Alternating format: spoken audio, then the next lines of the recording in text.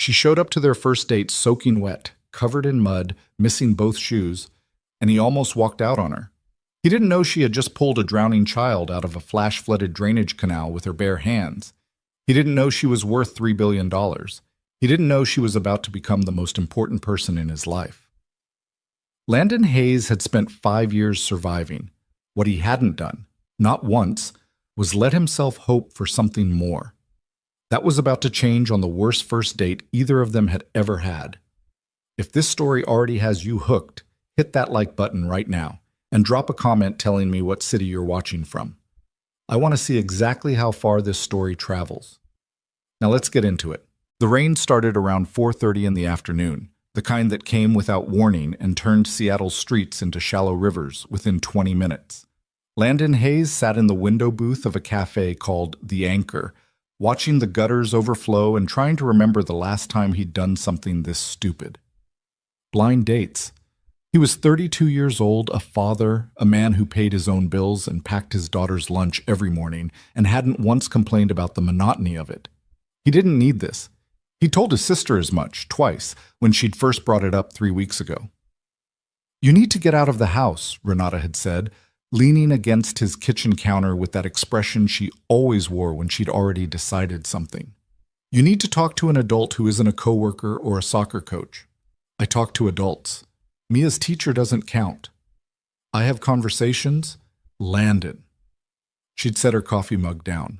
"You fell asleep at 9:15 on New Year's Eve. You had the same haircut for 4 years. The last movie you watched in a theater was animated." He hadn't had a good answer for that. The animated movie had been good, for the record. So here he was. The Anchor, a place with exposed brick and overpriced coffee and jazz playing just loud enough to make you feel like you'd made an effort. He'd arrived 8 minutes early, which had given him time to feel increasingly foolish in a booth meant for two.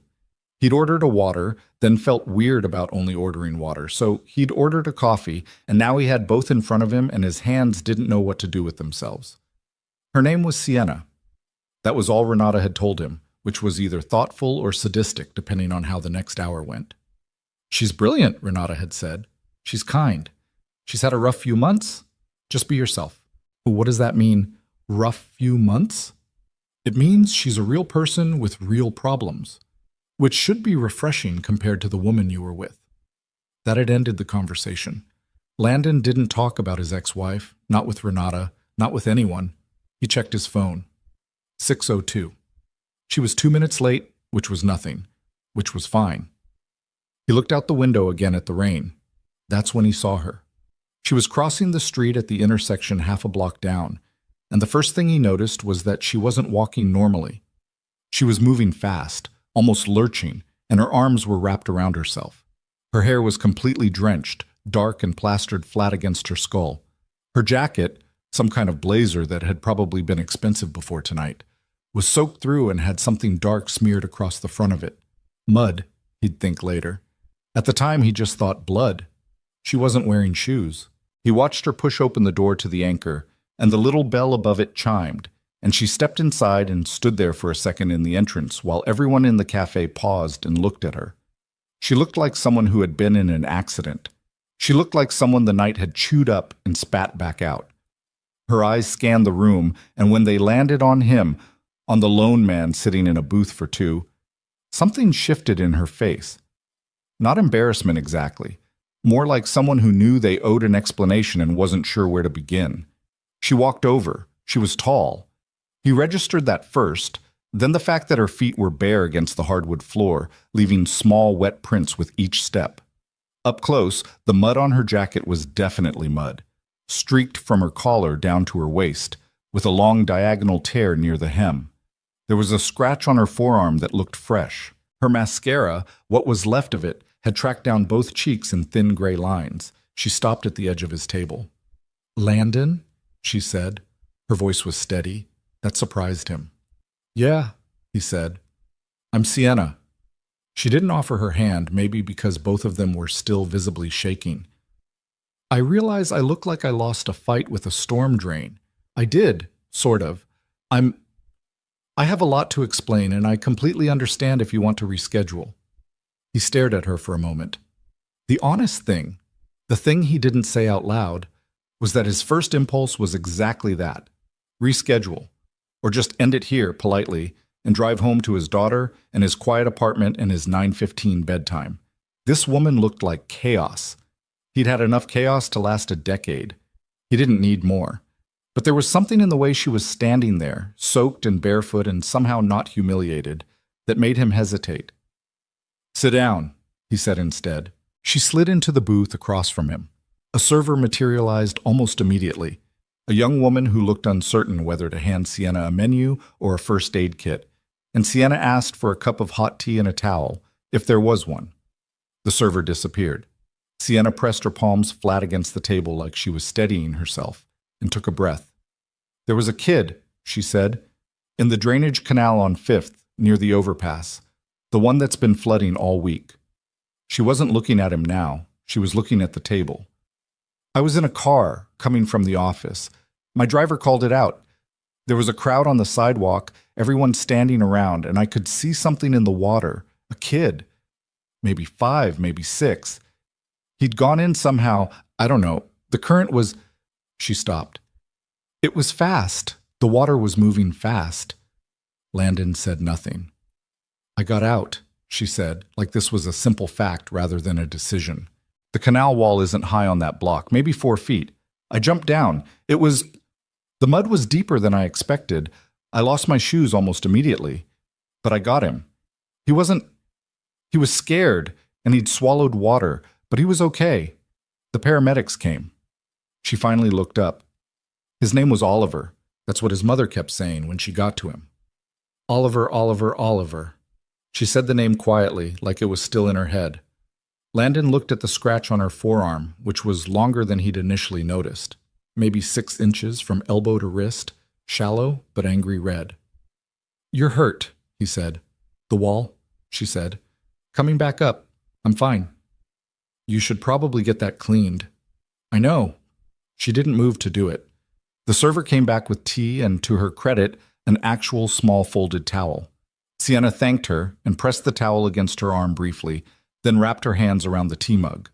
Some of the shaking in her fingers started to ease. "I know this is not the first impression anyone plans for," she said. "If you want to leave, genuinely, I won't take it personally. Tonight has been a lot." "Is that your way of telling me you want to leave?" She looked at him. "No."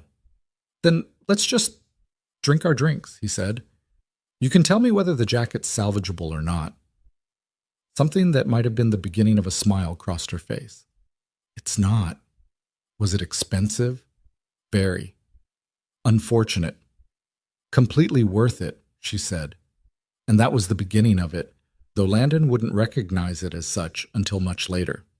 At the time, it just felt like 2 people having an awkward conversation in a cafe, one of them significantly wetter than the other.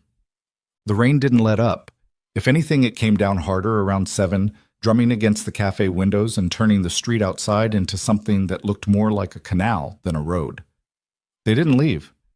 Landon learned, over the next 90 minutes, that Sienna Vale was 30 years old, that she'd grown up in Portland, that she'd studied computer science, and then dropped out 18 months before finishing her degree to start a company. He learned that she liked black coffee when she wasn't freezing, and that she'd ordered the tea by mistake, reaching for something warm without thinking, and that she found this faintly annoying but didn't want to make a fuss about it. He did not learn, not that night, that the company she'd started was Vale Technology, which had become, over the last 8 years, one of the 5 largest private tech firms in the country. He did not learn that the blazer she'd ruined in a drainage canal had cost $1,100, or that the car she'd left parked on 5th with its hazard lights still blinking belonged to a fleet of 3 that she kept for business travel. He did not learn that the rough few months his sister had alluded to were actually something considerably more serious, that Sienna Vale's company was currently under threat from within, that the people she'd trusted to build something alongside her were quietly, methodically, working to take it from her. He learned none of this because Sienna didn't tell him, not because she was deceptive, but because in that cafe, for the first time in longer than she could clearly remember, she was just a person sitting across from another person, and it felt too much like breathing to interrupt it with the weight of everything else. What Landon did learn was that she asked questions the way people rarely did, like she actually wanted to know the answers. Not performance, not politeness. When he mentioned, almost in passing, that he had a daughter, she didn't do what most people did, which was offer a quick, "That's sweet," and pivot to something else. She leaned forward slightly and asked how old, and what was she like, and what did she like to do. "She's 6, Landon said. "Her name's Mia." "What's she into?" "Right now, soccer and dinosaurs. Last month it was sharks and drawing horses. Before that, for a very intense 3 weeks, it was exclusively volcanoes." Sienna laughed. Genuinely, sudden, a short burst of it that she covered quickly with one hand. "That's a specific obsession." "She has a book, Volcanoes of the Pacific Rim. She carried it to school for 2 weeks straight. Her teacher called me." He paused. "Not in a bad way. The teacher was just impressed and mildly concerned." "How long did it last?" "Until she saw a documentary about Spinosaurus. Then the volcanoes were out." Spinosaurus knocked out a volcano phase. Spinosaurus takes no prisoners. She was smiling properly now, and he noticed it changed her face considerably. Not that she'd looked unfriendly before, but the smile was different, a little crooked, like she hadn't entirely decided to let it happen, and it had gone ahead without her permission. "She sounds like a lot," Sienna said. "Every single day," he agreed. "She's the best thing I've ever done." He said it simply, without sentiment, the way you stated a fact you'd long since stopped questioning. Sienna was quiet for a moment after that. "You're raising her alone?" she asked. "Yeah." He didn't offer more than that, and she didn't push, which, again, was different from most people. "That's hard," she said. Not a question, not a consolation prize, just an acknowledgement. "It is," he said. "But it's also—" He thought about it. "It's the kind of hard that feels right, if that makes sense. Like, I'm not grinding through it. I'm just in it." She nodded slowly. "That makes sense." Outside, a car went through a puddle too fast and sent up a wave of water that hit the cafe window with a sound like a hand slap. They both startled, then laughed, and the tension that had been quietly threading through the conversation loosened slightly. He asked her about her work. "Tech," she'd said, briefly, which told him nothing. "Software, primarily," she said. "Security infrastructure. Boring to describe, but the problems are interesting." "What kind of problems?" "Protecting systems that other people are trying to break." She wrapped both hands around her mug again. "It's adversarial in a way. You're always thinking like the person who's trying to get in, so you can figure out where you left the doors unlocked. Do you like it?" She considered the question more carefully than he expected. "I built it," she said finally. "It's not separate from me enough for me to evaluate whether I like it. It's just mine." "What does that feel like?" "Lately?" A pause. "Like a lot of responsibility and not enough sleep." "Welcome to my life." She looked at him. "Are we comparing notes on exhaustion?" "I think that might be the most honest first date conversation I've ever had." Something crossed her face again, Mas. That almost smile. "Is it a competition?" "No, it's just—" He shrugged. "Refreshing, I guess." What? He walked her out at 8:45, which was when he absolutely had to leave because Mia was with his neighbor and he'd promised to be back by 9. The rain had dropped to a drizzle, the kind that misted more than fell, and the street reflected all the cafe lights in long orange smears across the wet pavement. Sienna had been lent a pair of oversized flip-flops by the sympathetic server, purchased from a nearby convenience store in what had apparently become an entire small drama involving 3 staff members while Landon had been in the restroom. She walked in them with dignity, which he appreciated. "I owe you an apology for tonight," she said. "You don't." "I showed up looking like I'd been through something." "You had been through something." "Still." She stopped at the corner, turned to face him. Her jacket was mostly dry by now, the mud a faint, dusky stain. Her hair had dried into something almost presentable, or at least intentionally undone. The scratch on her forearm had stopped looking so raw. "I'd like to do this again, under better circumstances." "What if the circumstances are always like this?" he said. She looked at him. "What do you mean?" I don't know. He wasn't sure where that had come from. I just mean, this wasn't bad. It was weird, but it wasn't bad. She held his gaze for a second. No, she agreed. It wasn't. He got into his car. She was still standing at the corner when he pulled out of the parking spot, looking at her phone, the mist settling over her like something that had decided to follow her home. He turned at the light, and she disappeared from his rear-view mirror. He drove home thinking about what she'd said. It's mine. The way she'd said it, not proudly, not defensively, but with a kind of weight to it, like she was carrying something too large to put down. 3 days later, she texted him. I forgot to mention, Oliver's doing fine. His mother sent a message to the paramedics and they tracked me down through the car company. Just thought you'd want to know, in case you were wondering. He hadn't been specifically wondering, but reading the message, he realized he had been in the vague background way you carry things around without naming them. That's good, he texted back. How's the jacket? A pause. Then, unsalvageable. I've been told it was a noble sacrifice. By who? My assistant. She's very dramatic. Mine keeps asking me to take more vitamin D, he typed. We have very different assistants. Your assistant sounds wise. She's my 6-year-old. She saw it on a cartoon. The reply took longer this time. When it came, that's genuinely the most charming thing I've heard all week. And I had a meeting with 37 people today. He was standing in his kitchen when he read that. Mia's backpack on the counter next to him, a half-made sandwich on the cutting board. He read it twice, set the phone face down, finished the sandwich, and then picked the phone back up and read it one more time. He asked if she wanted to get coffee on Saturday. She said yes. But the second date was more orthodox. A coffee shop in Capitol Hill that Sienna knew, smaller than the Anchor, with mismatched chairs and a chalkboard menu and a dog tied to the bike rack outside, who barked at Landon and then immediately rolled onto its back, which he took as a mixed signal. She arrived on time, dressed in jeans and a gray sweater, no mud, no scratches, no wet hair.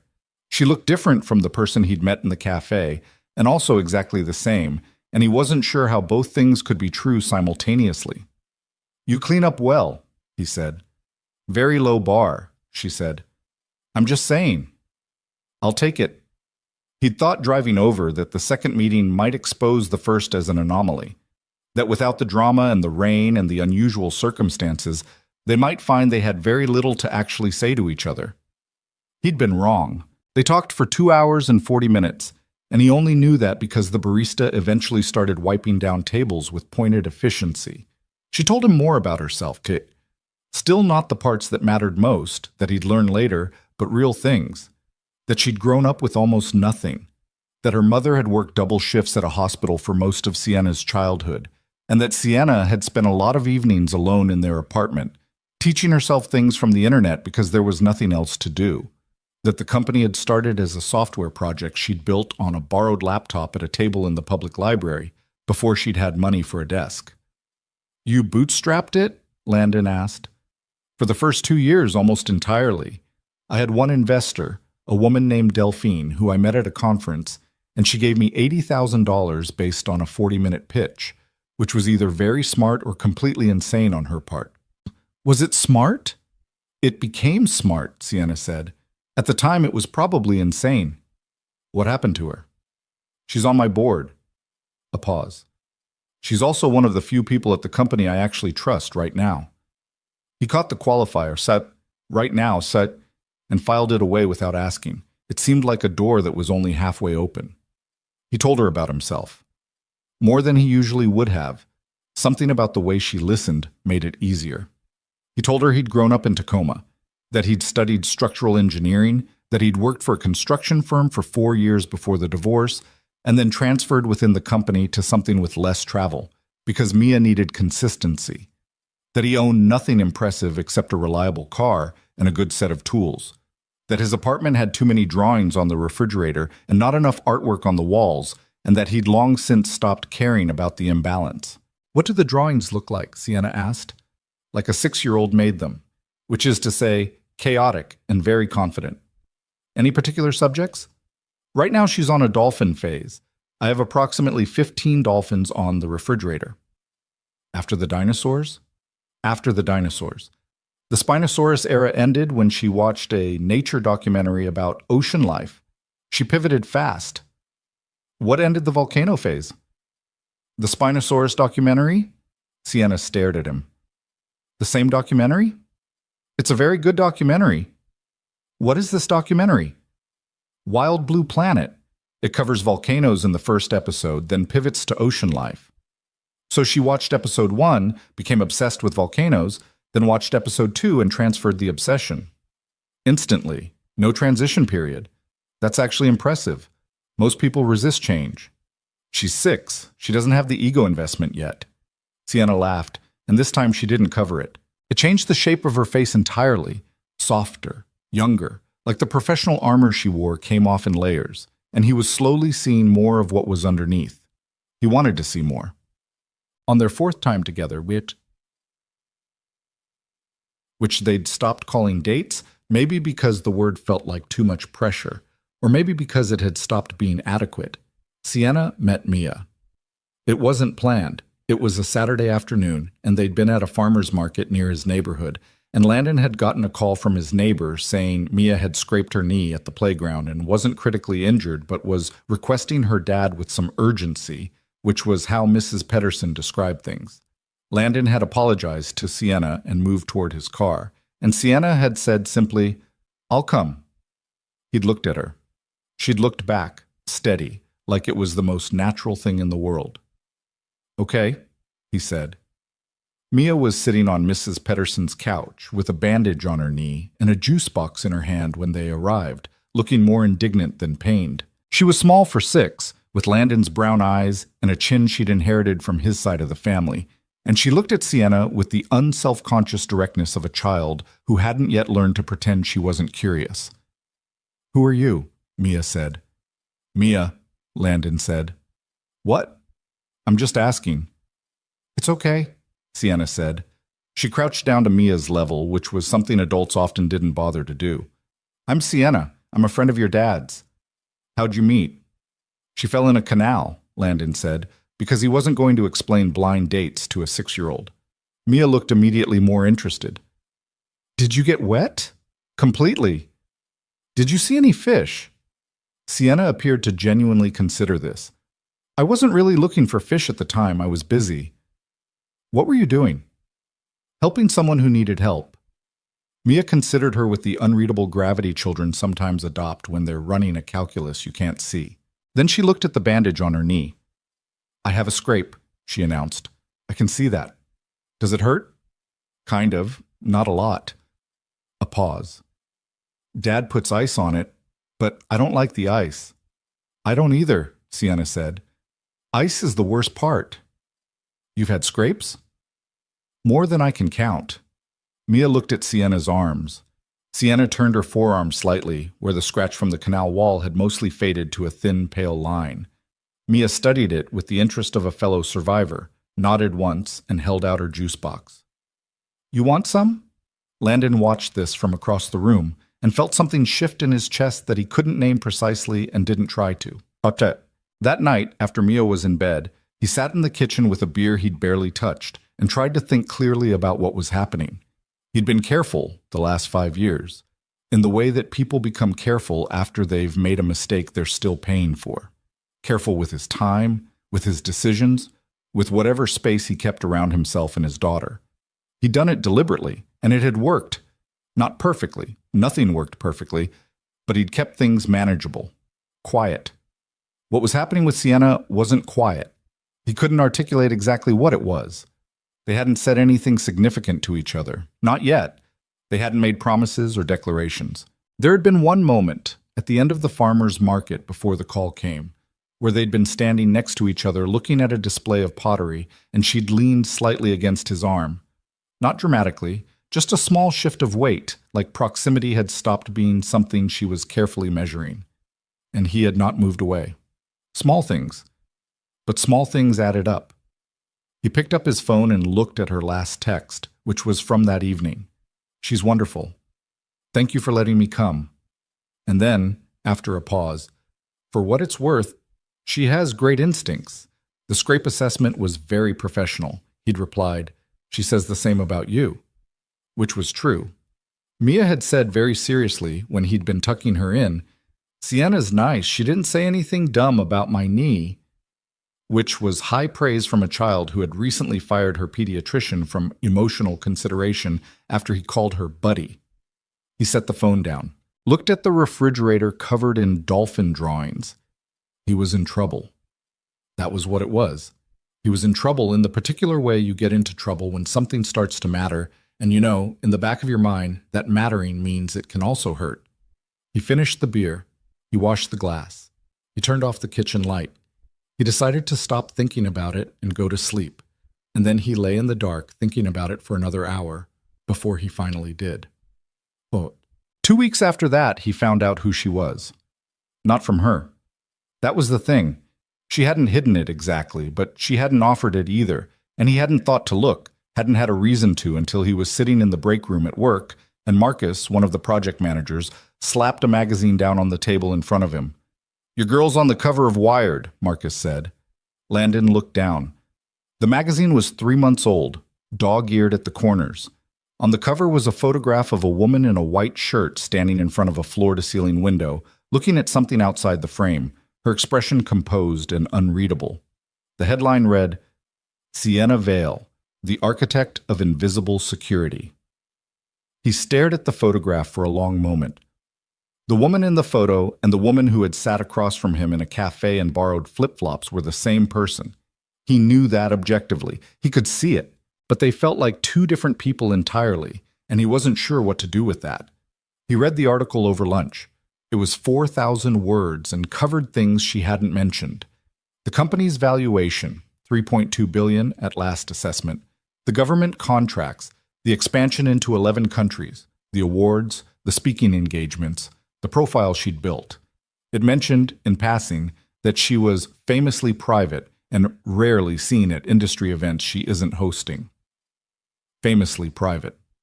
He'd had coffee with her 4 times, and she'd met his daughter, and he hadn't known she was worth more money than he could conceptualize. He sat with that for a while, trying to figure out how he felt about it. Mostly what he felt was something like vertigo. The sensation of having been standing on ground that was suddenly a different height than he'd thought. Not betrayed. She hadn't lied. But the ground had shifted. He called her that evening. "I saw the Wired piece," he said, when she picked up. A pause. "Oh. 3.2 billion, he said. "That number is outdated," she said. "And also not—" She stopped. "I should have told you sooner." "Why didn't you?" A long pause this time, long enough that he almost spoke again. "Because I wanted you to know me first," she said finally. "The rest of it, the company, the valuation, all of it, it comes with a lot of noise. People hear it, and then that's all they can see. I wanted—" She paused again. "I wanted a few weeks where I was just a person." He thought about what she'd said that first night. "It's mine. It's not separate from me enough for me to evaluate whether I like it." "Okay," he said. "Okay?" she repeated. "Yeah, I get it. You're not—" She seemed uncertain. "You're not upset?" "I'm a little disoriented," he said honestly, "but I'm not upset. You pulled a kid out of a canal in a good jacket. The rest of it is—" Thought about it. "It's information. It doesn't change what I've actually seen." Another pause, and then she laughed, short and a little unsteady, like she'd been holding her breath. "You're a strange man, Landon Hayes. Mia says I'm weird, but in a good way." "She's right," Sienna said. "She has good instincts." "I know. I may have mentioned." They stayed on the phone for another 40 minutes that night, talking about nothing consequential. A terrible movie she'd watched on a flight, a problem at his job site involving a subcontractor and a delivery of the wrong grade of steel, Mia's latest dolphin drawing, which had achieved what Landon described as uncanny accuracy considering she's never seen the ocean. He hung up thinking about the photograph on the magazine cover, the composed, unreadable woman looking at something outside the frame, and then the woman across the table, hands wrapped around a tea mug, still shaking faintly, the scratch on her forearm. His name was Oliver. That's what his mother kept saying. Oliver, Oliver, Oliver. He didn't have the language yet for what he was starting to feel. But he knew it was there, and he knew it was real, and he knew, with the specific resignation of a man who'd tried to avoid exactly this, that it was already too late to turn it off. The rain had started it.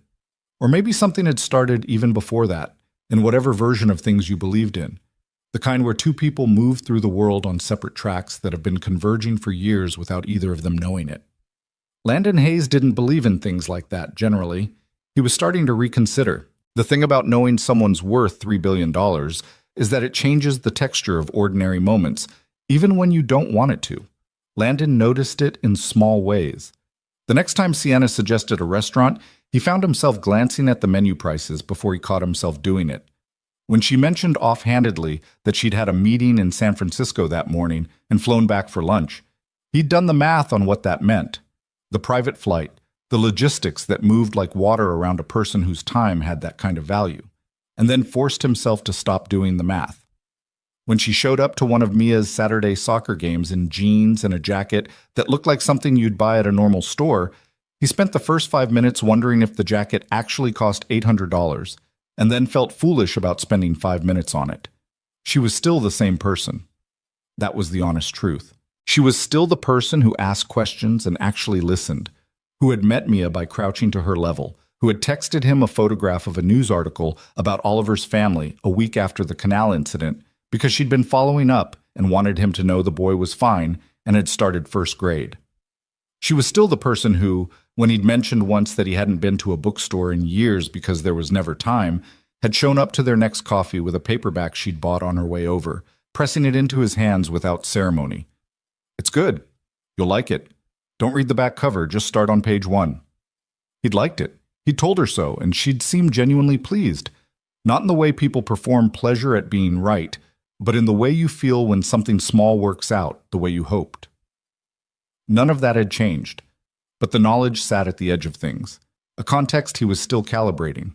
He didn't talk to anyone about it except his sister, once, about 2 weeks after the Wired magazine incident. "You knew," he said to Renata on the phone. "I knew," she confirmed. "You didn't tell me." "She asked me not to. She said she'd tell you herself when it felt right." A pause. "Are you angry?" "No." "Are you weird about it?" He thought about that. "A little." "Why?" "Because it changes the balance of things. She has resources I can't compete with. If this becomes something real, Mia is going to grow up seeing what that looks like. And I'm not sure—" "Landon." "What?" "You're building a case against something you want," Renata said, "because building a case feels safer than wanting it." He didn't answer. "I'm right," she said, not unkindly. "You're annoying," he said. "Also true." He hung up and stood in his kitchen and thought about it for a while. And then he went and picked Mia up from school, and she showed him a drawing she'd made of a dolphin with what she called realistic teeth, and he put it on the refrigerator next to the other 15, and he thought, maybe Renata was right. Maybe he was doing the thing he always did, which was finding the structural problem in something before it had a chance to prove itself. He called Sienna that evening, told her he'd been weird about the money thing, and was done being weird about it. "You weren't that weird," she said. "I was calculating the cost of your jacket in my head." "Which jacket?" "The gray one, from the soccer game." A pause. "It was $60. I bought it at a second-hand shop near my office." He hadn't expected that. "Really?" "I like that store. They have good sweaters." She sounded faintly amused. "The expensive clothes are for the job. The rest of the time I just want to be comfortable." "That's... okay, that actually helps. I'm glad a $60 jacket resolved your existential crisis." "Don't make fun of me." "I'm not," she said. "I think it's one of the more honest things you've said to me." He let that sit for a moment. "For what it's worth," he said, "I'm not..." He wasn't sure how to phrase it. "I don't want anything from you. The company, the money. None of that is... I need you to know that." "I know," she said, and then quieter. "That's actually why I didn't want to tell you at first. Because once people know, it's all they can think about. And I've been looking at you for 2 months waiting for it to show up, and it hasn't." "It showed up a little." "Yeah, but you noticed it, and you told me." A pause. "Most people don't even notice it's happening." He shuts. By the time October arrived, they had settled into something that neither of them had named, but both of them were clearly living inside. Saturday mornings sometimes meant Mia's soccer games, which Sienna attended with a thermos of coffee and a genuine interest in the proceedings that Landon found quietly, embarrassingly moving. Tuesday evenings were often a phone call, sometimes an hour, sometimes longer. They'd had dinner twice at his apartment, Sienna helping in the kitchen with the slightly overeager helpfulness of someone who was technically capable but more accustomed to things being done for her, and Mia sitting at the kitchen counter offering opinions nobody had asked for. "You cut the onion wrong," Mia told Sienna the second time. "There's a wrong way to cut an onion," Sienna said. "Dad cuts it different." "Different isn't wrong," Landon said from across the kitchen. "She said wrong, not different," Sienna said, looking at Mia. "Show me the right way." Mia had accepted this responsibility with great seriousness, climbing down from the counter and positioning herself next to Sienna to demonstrate. Sienna had watched, adjusted her grip, and proceeded with studied concentration, and Mia had given a single nod of approval and climbed back up. Landon had turned toward the stove so neither of them could see his face. But underneath the ordinary texture of it, the soccer games, the dinners, the phone calls, something was happening with Sienna that she was only letting him see in pieces. She was worried about something. He could feel it in the conversations that stopped slightly before they were finished, in the occasional long silences when she'd be mid-sentence and trail off like a thought had ambushed her from a different direction. He didn't push. He'd learned by then that Sienna didn't respond well to being pushed, not because she shut down, but because she needed space to arrive at things in her own time. So he waited, and he watched, and he let her come to it. She came to it on a Wednesday evening in mid-October when she called him at 9:30, which was late for her. She was usually exhausted by 9 on weekdays, and her voice had a flatness to it that he recognized as the sound of someone who had been holding something for too long. "Can I tell you something?" she said. "Yeah. It's about the company." A pause. "It's been going on for a while, and I didn't want to bring it into this, but I'm running out of places to put it." "Tell me," he said. She told him. It took 45 minutes, and it came out in a way that wasn't linear. She'd get to a specific incident and then backtrack to give context, then jump ahead, then stop and correct herself. He listened without interrupting, and what he heard was this. 8 months ago, she'd noticed irregularities in how certain board decisions were being processed. Not dramatic, not obvious. The kind of thing you'd dismiss as administrative friction if you weren't paying close attention. She had been paying close attention because she was always paying close attention, and what she'd found when she started looking harder was worse than friction. 3 of her senior executives, men who had been with the company for years, who she had promoted, mentored, trusted with the weight of things she'd built from nothing, had been quietly working to consolidate enough board support to force a leadership change. They'd been doing it methodically and carefully, the way you did things when you understood the systems involved. Manipulating voting agreements, cultivating relationships with outside investors, building a narrative that Sienna was too emotionally involved with the company to lead it through its next stage of growth, that it needed, as they'd apparently said in private, more objective governance. "More objective governance," Landon repeated. "Meaning not me," she said. "Meaning someone they could manage." "Who are they?" She gave him 3 names. He wrote them down without thinking, then looked at the paper and wasn't sure why he'd done it. It wasn't like he could do anything about them. "How long have you known?" he asked. "About 3 months." A pause. "In detail, about 3 months. I suspected something longer than that." "Why haven't you, He stopped. "What's your legal standing? Can you fight it?" "It depends on what they do next and how they do it. Delphine, she's on my board. She's the one I trust. She's been working with our legal team. We have documentation. We're building the case." She paused. "But it's a shareholders meeting, ultimately. If they get enough votes, they can move to remove me, and then it's a fight I might not win, even if I'm right." "When's the meeting?" 2 months. "Okay." He leaned back against his headboard. The room was dark except for the light in the hallway he always left on for Mia. What do you need right now? What do you mean? I mean, do you want me to try to help solve it, or do you want me to just listen? Because I can do either, but they're different. A long pause. Nobody's ever asked me that before, she said. Which one did you want? I think... Another pause. I think I just wanted to say it out loud to someone who isn't a lawyer or a board member. I've been speaking to people about the legal strategy for 3 months, and that's necessary, but it's also... It doesn't make it feel any less awful. Then I'll just listen, he said. Keep going. She did. She talked for another 30 minutes, about the specific betrayal of it, about the executive named Craig Willard, who she'd mentored personally, who she'd promoted twice, who had apparently been the architect of most of the strategy against her, about what it felt like to walk into her own office knowing that the people around her had been calculating behind her back, about the particular loneliness of being the person at the top, where there was almost no one you could be honest with without it affecting how they operated, or giving them information they could use against you. I don't know how to trust my own read on people anymore, she said. That's the worst part. These were people I thought I knew, and I was wrong, and now I walk into a room and I'm... She stopped. I'm doing math on everyone. That's not going to last forever, he said. You don't know that. No, but I've seen you with Mia, with Mrs. Pedersen, with the barista at that place in Capitol Hill whose name you actually know and ask about. You're not someone who stops being able to read people. You're just someone who got burned. Those are different things? Yeah, he said. One is permanent. One is just recovery time. She was quiet for a moment.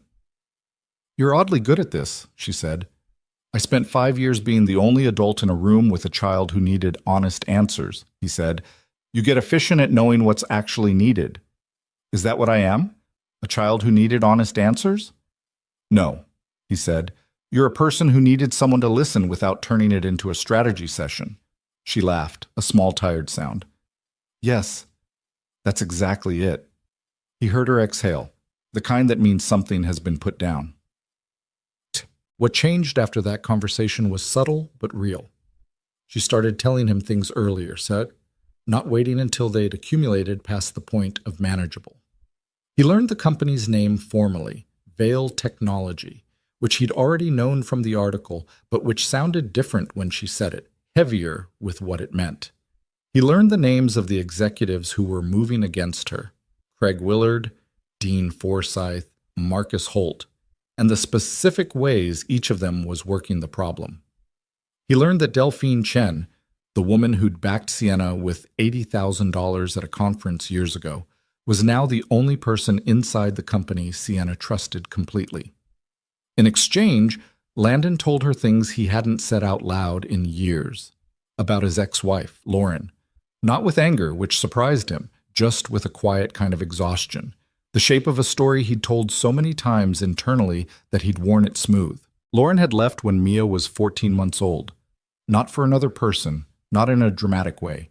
She'd just come to him one evening and said she wasn't who she'd thought she was when they got married, and that staying would make all three of them unhappy in ways that mattered.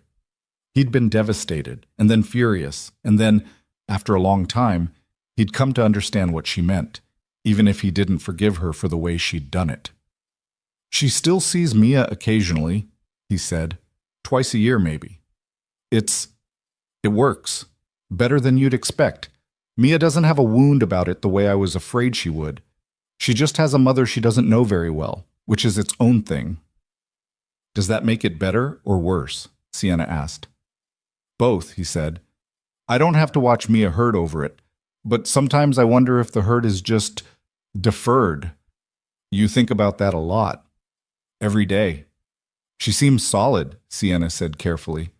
Like someone who has a foundation. She has a foundation, he agreed. I've been very deliberate about that. I know. She paused. I can see it in how she moves through the world, like she's confident the floor will hold. He didn't know what to say to that. It was possibly the best thing anyone had ever said about his parenting, and it had been said so plainly, without performance, that it landed somewhere underneath his ribs. Thank you, he said. I'm just describing what I see.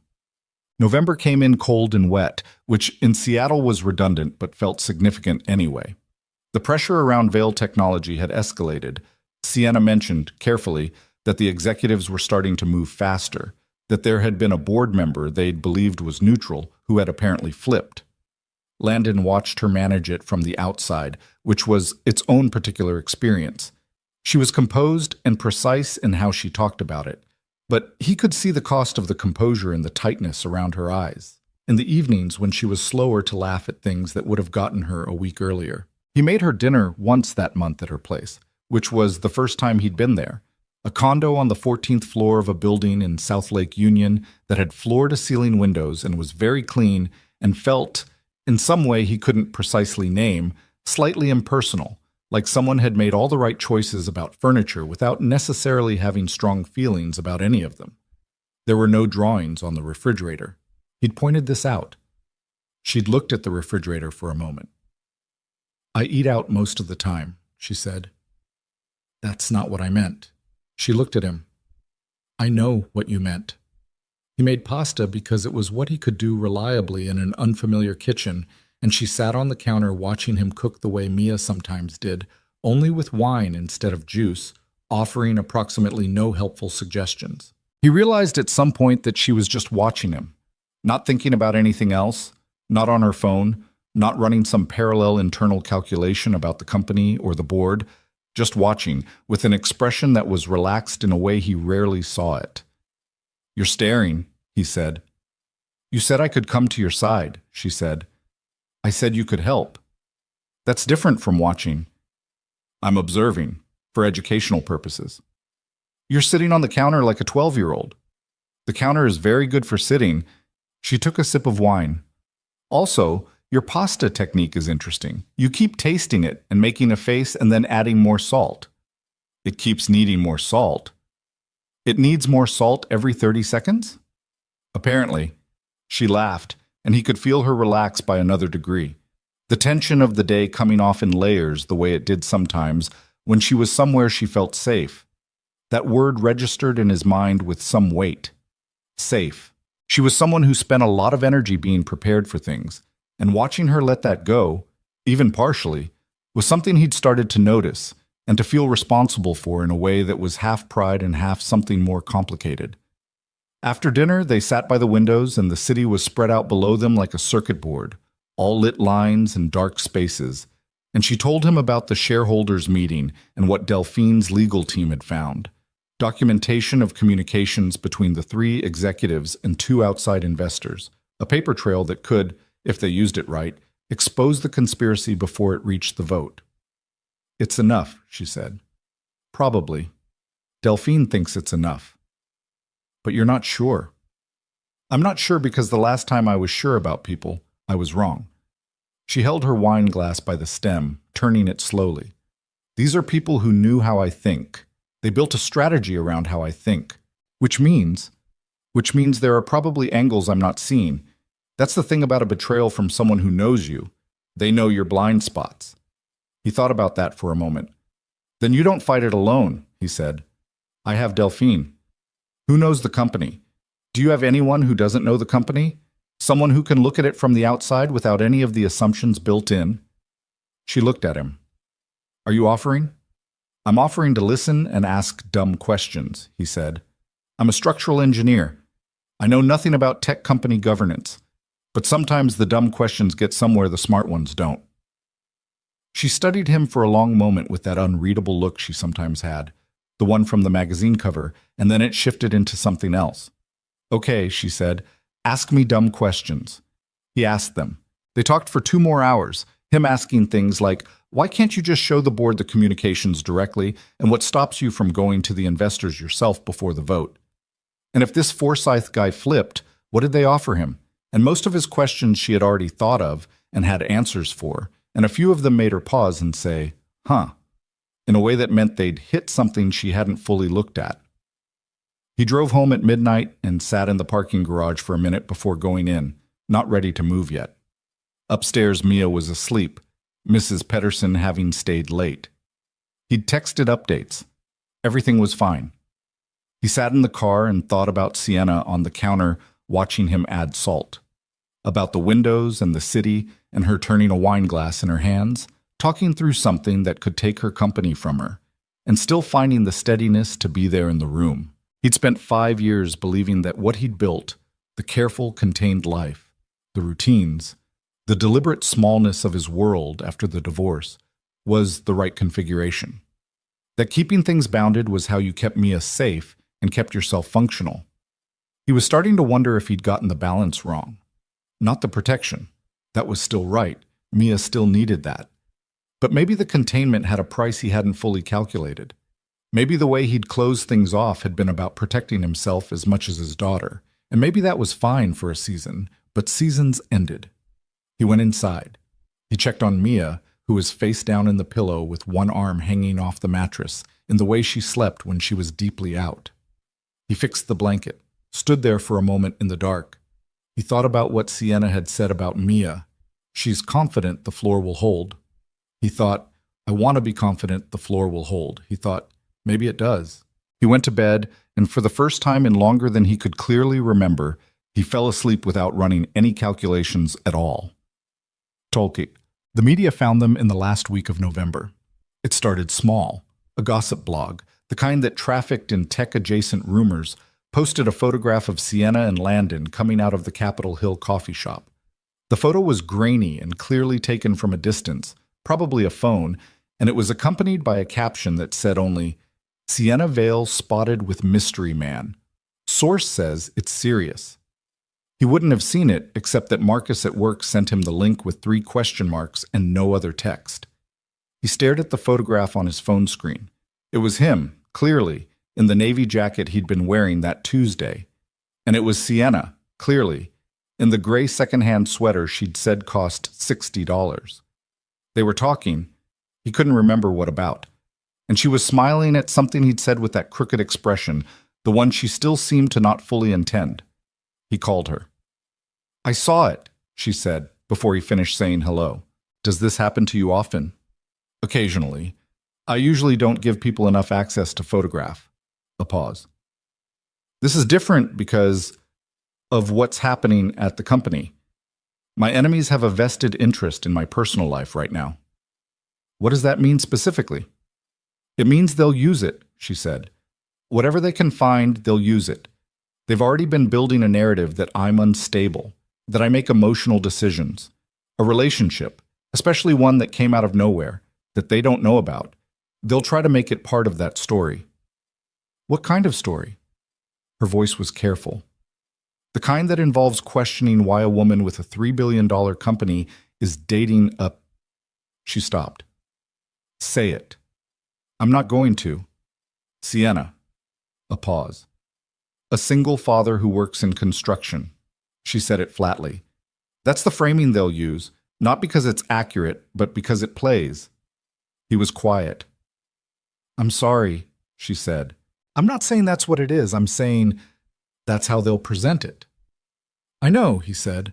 I'm not... He stopped, organized his thoughts. I'm not upset about what you said.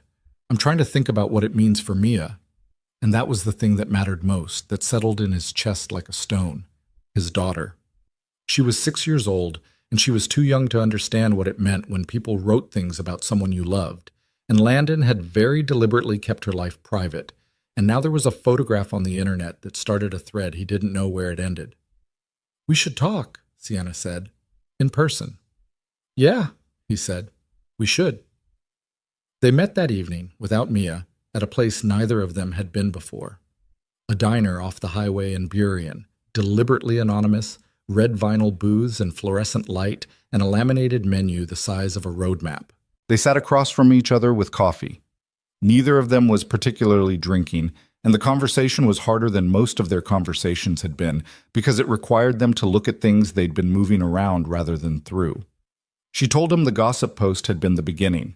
She'd heard from Delphine that 2 journalists from larger outlets had already reached out to Vale Technology for comment, and that the framing of the inquiries was, as predicted, not kind. What are they saying? Landon asked. One of them specifically asked whether my personal life has affected my capacity to lead the company through a difficult period. She said it without inflection. That's the narrative they've been given. The executives are feeding it. Can you prove that? Not yet, but it fits the pattern. She wrapped both hands around her coffee mug. I want you to know that I won't let them make me act like this is something to be ashamed of. What's happening with the company is separate from this. But they're not going to let it be separate. No, she said. They're not. He looked at the table for a moment. What does Delphine think you should do?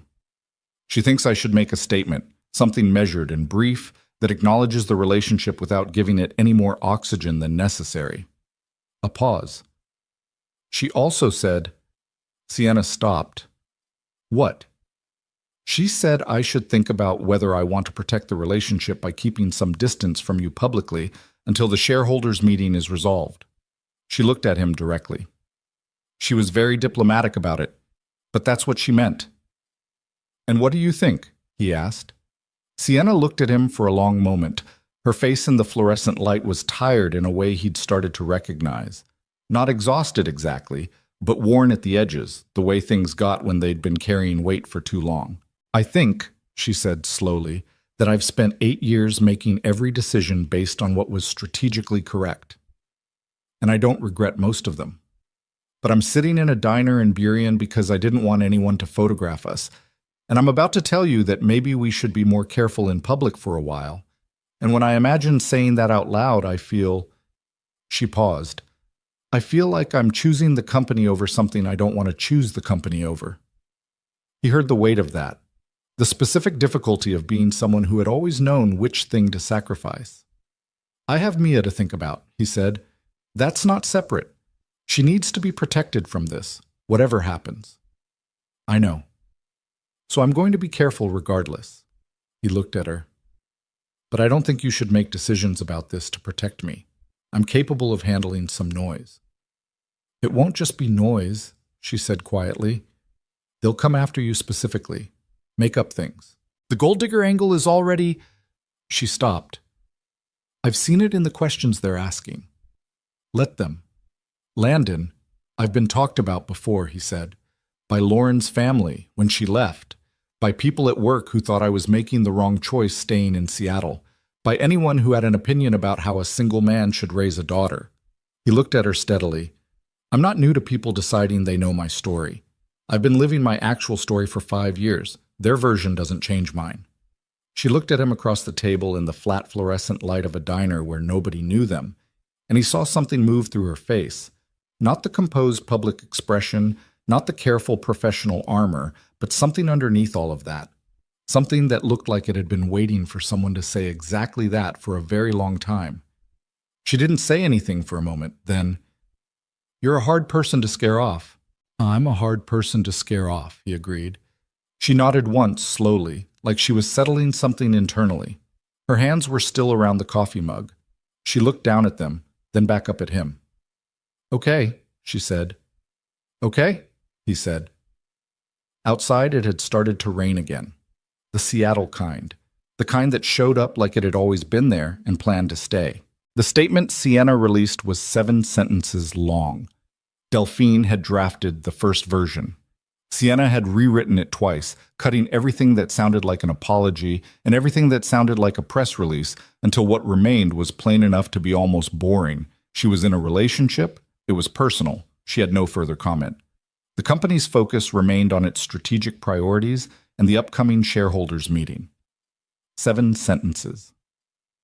It ran on Vail Technologies' official communications channel on a Monday morning, and by Monday afternoon it had been picked up by 14 outlets, most of them framing it with some variation of the same angle Sienna had predicted in the Burien diner. The questions about judgment, about distraction, about what it meant that the CEO of a company facing an internal governance challenge had chosen this particular moment to go public with a relationship. Landon read 3 of the articles and then stopped reading them, which was the right decision. The details varied, but the architecture was the same. A version of him assembled from assumptions, a man defined entirely by what he didn't have. No name in the early pieces, just a source close to the situation and a person familiar with the matter, and in one notably aggressive blog post, the phrase, financially motivated. His name made it into the larger outlets by Wednesday, at which point it was too late to pretend the thing wasn't moving. He'd told Mia nothing specific.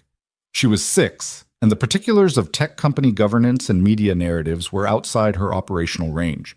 But she was also perceptive in the specific way of children who had grown up paying close attention to the adults around them. She'd asked him twice in one week why he was looking at his phone so much, and both times he'd said work and changed the subject, which she'd accepted with the skeptical patience of someone filing it away for later.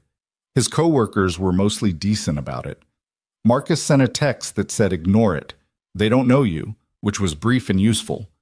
His project lead, a woman named Deb, who had known him for 4 years, stopped by his desk on Thursday and said very quietly, "You okay?" And when he said yes, she said, "Good. Now stop reading it. I can tell from your face when you have been." He'd taken that advice and enforced it with some effort. The harder thing was the calls he started getting. Not many. He wasn't famous, had no public profile, wasn't someone people could find easily. But someone had gotten his work number, and there had been 2 calls from journalists that his company's front desk had fielded and routed to him, and both times he'd said no comment and hung up and sat staring at the wall for a few minutes before he could move on. One of the callers had, before he could get the words out, said, "Mr. Hayes, is it true you were introduced to Miss Vale through her personal assistant as part of a—" And he'd hung up mid-sentence and not picked up again for the rest of the day. He and Sienna talked every day that week. The conversations were different from before. Not worse exactly, but denser, like you were navigating more weather in the same amount of space. She was managing the company situation and the media situation simultaneously, and the energy it took showed, not in the things she said, but in the half-second delays before she answered questions, the way her sentences sometimes stopped just slightly before they were finished. "How bad is it at the company?" he asked on Thursday night. "Forsyth called an informal session with 3 of the neutral board members this week," she said, "without telling me." Can he do that? Technically, yes. Informal means it doesn't require notice. It's a maneuver. He's trying to shape the conversation before the official meeting. A pause. Delphine was in one of the sessions. They didn't know she'd be there. She said Forsyth spent 40 minutes on what he called leadership consistency concerns, which was... She stopped. "Which was about you." Which was about me and the media coverage and what he described as a pattern of decisions that prioritize personal considerations over corporate governance. She said the words like she'd memorized them precisely, which she probably had. He cited the relationship, twice. Landon was quiet for a moment. "He used me as a data point." "He used us," she said. He heard the distinction. He appreciated it. What's Delphine's read?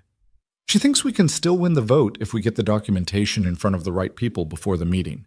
We have the communications, the emails, the private channel messages between Willard and Forsyth, 3 months of it.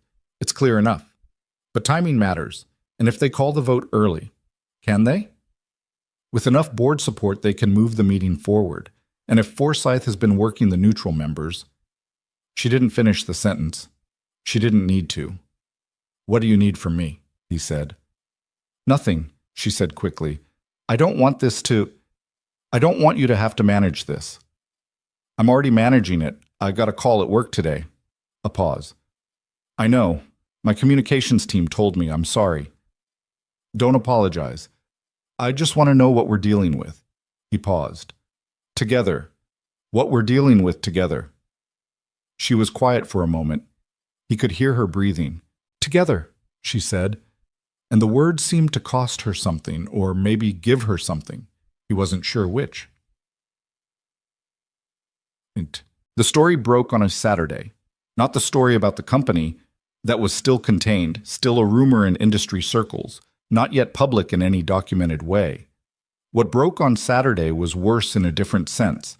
A story about Landon specifically, sourced to someone who claimed to know him, laying out a narrative that bore almost no relationship to his actual life. He read it at 7 in the morning, standing in his kitchen in a t-shirt while Mia was still asleep. The headline was crafted to be technically deniable. Questions surround Sienna Vale's new relationship. But the body of the piece was not deniable at all.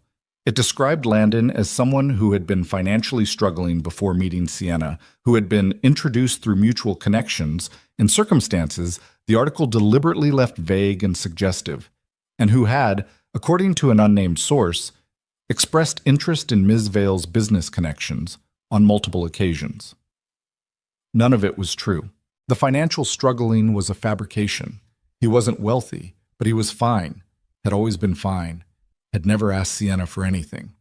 The circumstances of their meeting were twisted from an actual event into something that implied calculation. The expressed interest in business connections was invented wholesale, attributed to a source who didn't exist or had made something up. He set the phone down on the counter. He stood there for a minute. He picked it up and read it again to make sure he hadn't misread it. And he hadn't. Then Mia's door opened, and she came out in her pajamas with her hair in the state it always achieved overnight, an architectural disaster, dragging her stuffed elephant by one ear, and she looked at him and said, "Why are you standing there?" "Just thinking," he said. "About what?" "About what you want for breakfast." She considered this with the gravity the question deserved. "Eggs," she said. "The kind with the crispy edges." Crispy edges, he confirmed. He made eggs. He kept his face arranged into something that wasn't what he was actually feeling, which was a mix of anger and something colder underneath the anger. The specific cold of understanding that someone had looked at your life and decided to invent a version of it that served their purposes, and that there was functionally nothing you could do about it in the short term except stand there and be misrepresented. He called Sienna after Mia left for a play date at noon. "I've seen it," Sienna said the moment she picked up. "Where did it come from?" "We're working on that. My communications team thinks it's Willard. He has a contact at that outlet. There's a history there. But we can't prove it yet." Her voice was controlled in a way that meant she was working hard to keep it that way. "Landon, Don't," he said. "I was going to say I'm angry," she said, not apologizing. "I'm angry on your behalf." "Okay." He breathed out. "Good.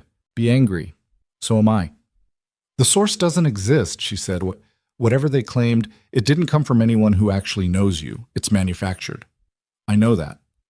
"We can push back. My communications team can put out a correction. We can—" "Does that help, or does it just give the story more oxygen?" She paused. "The second one," she admitted. "Usually the second one." "Then let it sit," he said. "I'm not going to start a public fight with a source that doesn't exist. It's not worth Mia seeing that." She was quiet for a moment. "You're better at this than I am," she said. "I'm not better at it. I just have less to lose publicly." "That's not—" She stopped. "How are you actually doing? Not strategically. Actually." He leaned against the counter in the quiet apartment. "I'm angry," he said. "And I feel like someone broke into my house and moved things around, not enough to see immediately, but enough that the rooms feel wrong." "That's exactly what it is," she said. "That's exactly what they did."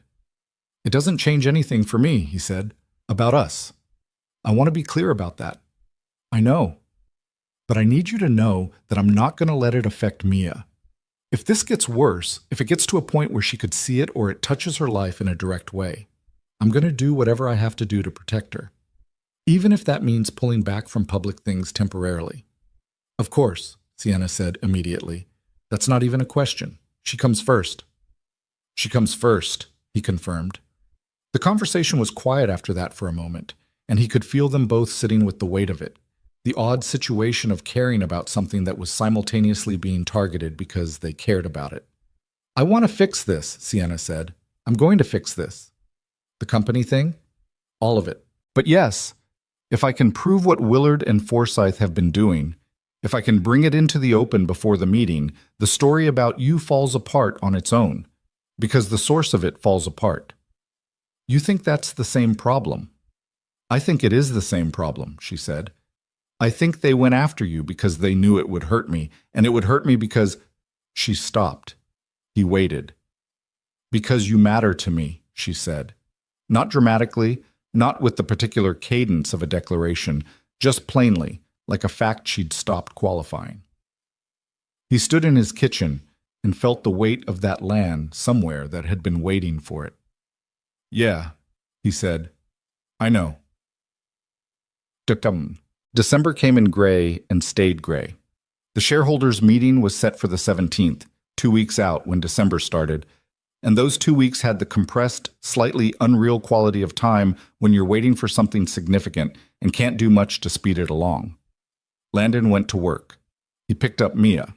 He helped with homework and made dinner, and attended one more soccer game and one school performance in which Mia played the role of a tree with what he could only describe as committed professionalism.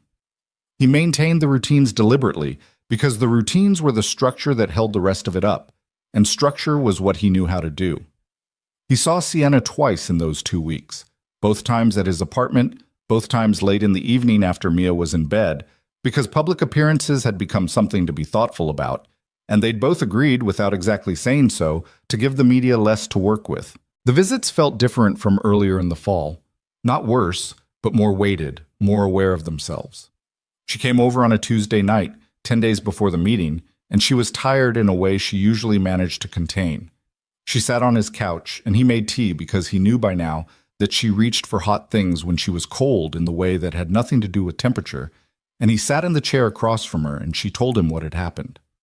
Delphine had attempted to schedule a presentation to the full board, a formal presentation of the documentation, the communications, the evidence of the conspiracy. The presentation had been blocked by Forsyth on procedural grounds, citing a board charter provision about advance notice for agenda items. Is that legitimate? Landon asked. It's technically legitimate and completely in bad faith, Sienna said. The provision exists for mundane reasons. He's using it as a delay mechanism. How long does it delay you? The meeting's in 10 days. The advance notice requirement is 15 days for agenda additions, so we can't add a formal presentation item to the official agenda in time. But the meeting still happens. The meeting still happens. I'll still be there. I can still speak. She wrapped her hands around the mug. But there's a difference between a formal agenda item with prepared materials distributed to all board members in advance and one person standing up in the room and saying, "Here's what I found." The second one is easier to dismiss. Much easier to dismiss. Without the pre-reading, without the formal framing, they'll call it an emotional outburst. They'll have prepared for that. It plays into their narrative. Can you distribute the materials informally? Not as an agenda item. She looked at him. Explain. You can't add it to the official agenda, but can you send the documentation directly to each board member before the meeting? Not as a formal filing, just as information? She was quiet for a moment. Delphine suggested something similar. The concern is that it gives Forsyth time to pre-spin it before the meeting. If the members get the materials 3 days out and Forsyth has already called each of them before the meeting, what if they get the materials the morning of? She looked at him. Not 3 days? Not advance notice. The morning of the meeting. Early enough to read it, late enough that there's no time for Forsyth to organize a counter-narrative before the room comes together. He paused. Is that legally permitted? It's not on the agenda, so there's nothing prohibiting it. She was thinking now. He could see it. It would need to be timed correctly. And we'd need to make sure the presentation in the room backs up what they received. Can you prepare for that? In 10 days. She looked at the tea. Maybe. Then more quietly, yeah, I think we can. He hadn't solved anything. He wasn't foolish enough to think a layman's question had cracked a problem her entire legal team hadn't considered. But sometimes you heard a thing you'd already thought from a different direction, and it shook loose the resistance, and he could see that happening in her face right now. You were already thinking about this, he said. I was thinking around it, she said. I kept getting stuck on the advance notice issue and treating it as a wall instead of a parameter. She looked at him. The dumb questions thing. Not dumb. No, not dumb. She took a breath. Okay, I need to call Delphine. It's 10:30. Delphine keeps strange hours. She was already reaching for her phone, then stopped. Thank you. I didn't do anything. You said the thing that needed to be said. She looked at him steadily. That counts for more than you think. He watched her call Delphine, watched her voice shift into the precise, efficient register she used for work, the composure that cost her, that she wore like armor. He thought about what it meant that she let him see the other version, the tired one, the uncertain one, the one who needed tea and quiet and someone to ask the question from the outside. He thought about what it cost her to let someone in that far, given what the people she'd let in before had done with the access. What? The story broke again on December 9th, 8 days before the meeting. This time it wasn't a gossip blog or an industry outlet. This time it was a major national publication, and the story was specifically about Landon. It had photographs, not of him and Sienna together this time, but of him alone, taken over what appeared to be several days. Images of him going to work, picking up Mia from school, walking to his car. Surveillance photographs, though the article didn't use that word. The article named him fully, listed where he worked, described his background in terms that were technically accurate and shaped to imply inadequacy. It described his divorce, imprecisely, but close enough to be recognizable, and included a quote from an unnamed source who claimed to have known him during that period and described him as having been financially and emotionally unstable for years. The financial instability was, again, fabricated. The emotional instability was the particular kind of lie that works because it's unfalsifiable. You can't prove you've never been unstable, and the phrase is vague enough to survive denial. But the photographs of Mia, he hadn't known they'd taken photographs of Mia. She was in 2 of them, blurred in the background, clearly unintentionally captured, but there. His 6-year-old daughter in a photograph in a national publication, unasked, unaware, in an article designed to damage her father. He sat with that for a long time before he called anyone. He called Sienna first, which surprised him slightly. His instinct was usually to go inward, to close the circle, to handle things himself. That instinct had served him well for 5 years. But when he picked up the phone, his hands already knew who he was calling. She answered on the second ring. "I know," she said. "I've been waiting for you to call. They photographed Mia." "I know." Her voice was very careful. "I saw them. Their background, they're blurred. She's in a national publication," he said. "She's 6 years old and she's in a national publication without her knowledge and without my consent and because of—" He stopped. Not because he couldn't finish the sentence, but because he needed a moment before he said the rest of it. "Because of this. Because of us." Sienna was quiet. "I'm not angry at you," he said. "I want to be clear about that. I know where this is coming from. I know who's doing it. I know. But I need you to understand what this changes for me." He was standing in the kitchen again, the same spot, the same posture as 8 days ago when he'd read the first article. "Mia is not negotiable. She's not collateral in this. She can't be in photographs that people are looking at to get to you. She can't be part of this story." "I understand," Sienna said. Her voice was controlled, but he could hear the thing underneath it, the hard edge of something that was trying not to break. "What do you need from me?" He had thought about it. He'd sat with it for an hour before calling, turning it over, looking at it from every angle the way he looked at structural problems, trying to find where the weight was resting and what would hold it and what wouldn't. "I think we need to step back," he said, "publicly, until the meeting is done and whatever is going to happen has happened. No appearances together, no connection visible to anyone looking for it. Not because—" He stopped. "Not because I want to, but because Mia doesn't get a choice in this, and I do." The silence on the other end lasted long enough that he started to say her name. "I understand," she said. "I do. You're right. This isn't me leaving," he said. I need you to hear that. This is me protecting my daughter." "I know the difference," she said.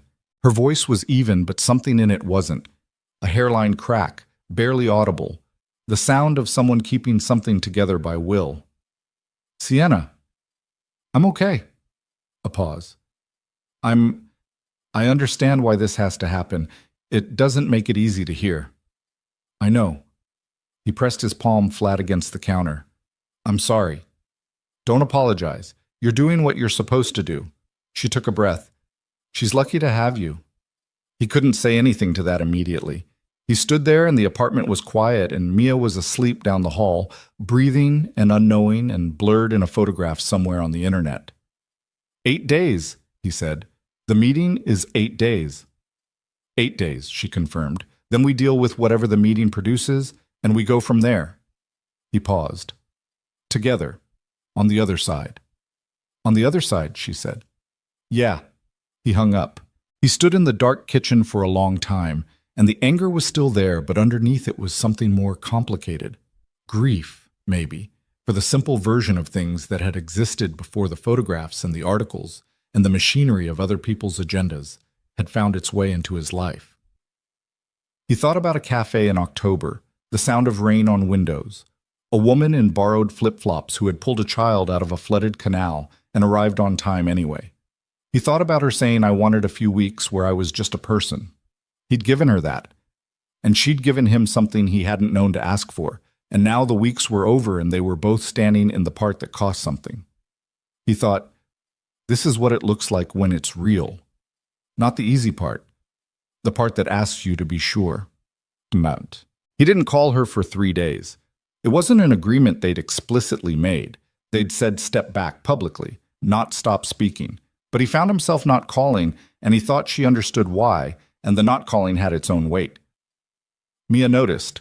She noticed on the second day, when he'd been quieter than usual through dinner, and she'd looked at him across the table with her soup spoon in her hand and said, "Is Sienna okay?" He looked at her. "Why do you ask that?"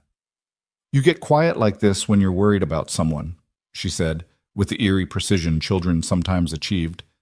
"You got like this when Mrs. Pedersen's cat died." "I'm not worried about Sienna," he said carefully. "Things are just complicated right now." "Because of the internet?" He went still. "What do you mean?" "Carter at school said something." She looked at her soup. "He said his mom showed him something on the internet about you and Sienna." She poked at a noodle. "He said people were being mean." He set his fork down. He looked at his daughter, who was 6 years old and eating soup and already carrying a piece of something she shouldn't have had to know about. "Yeah," he said, after a moment. "Some people have been saying unkind things." "Why?" "Because Sienna has a big job, and sometimes when people have big jobs, other people try to use anything they can find to cause problems." "And they're using you?" He looked at her for a long moment. She looked back at him with those brown eyes that had his own shape and sometimes his own expression, calm and direct. "Yeah," he said, "something like that." She thought about this, then, "That's not fair." "No," he said, "it's not."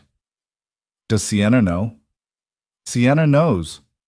Mia was quiet for a moment, still looking at her soup. Then she looked up. "Is she going to fix it?"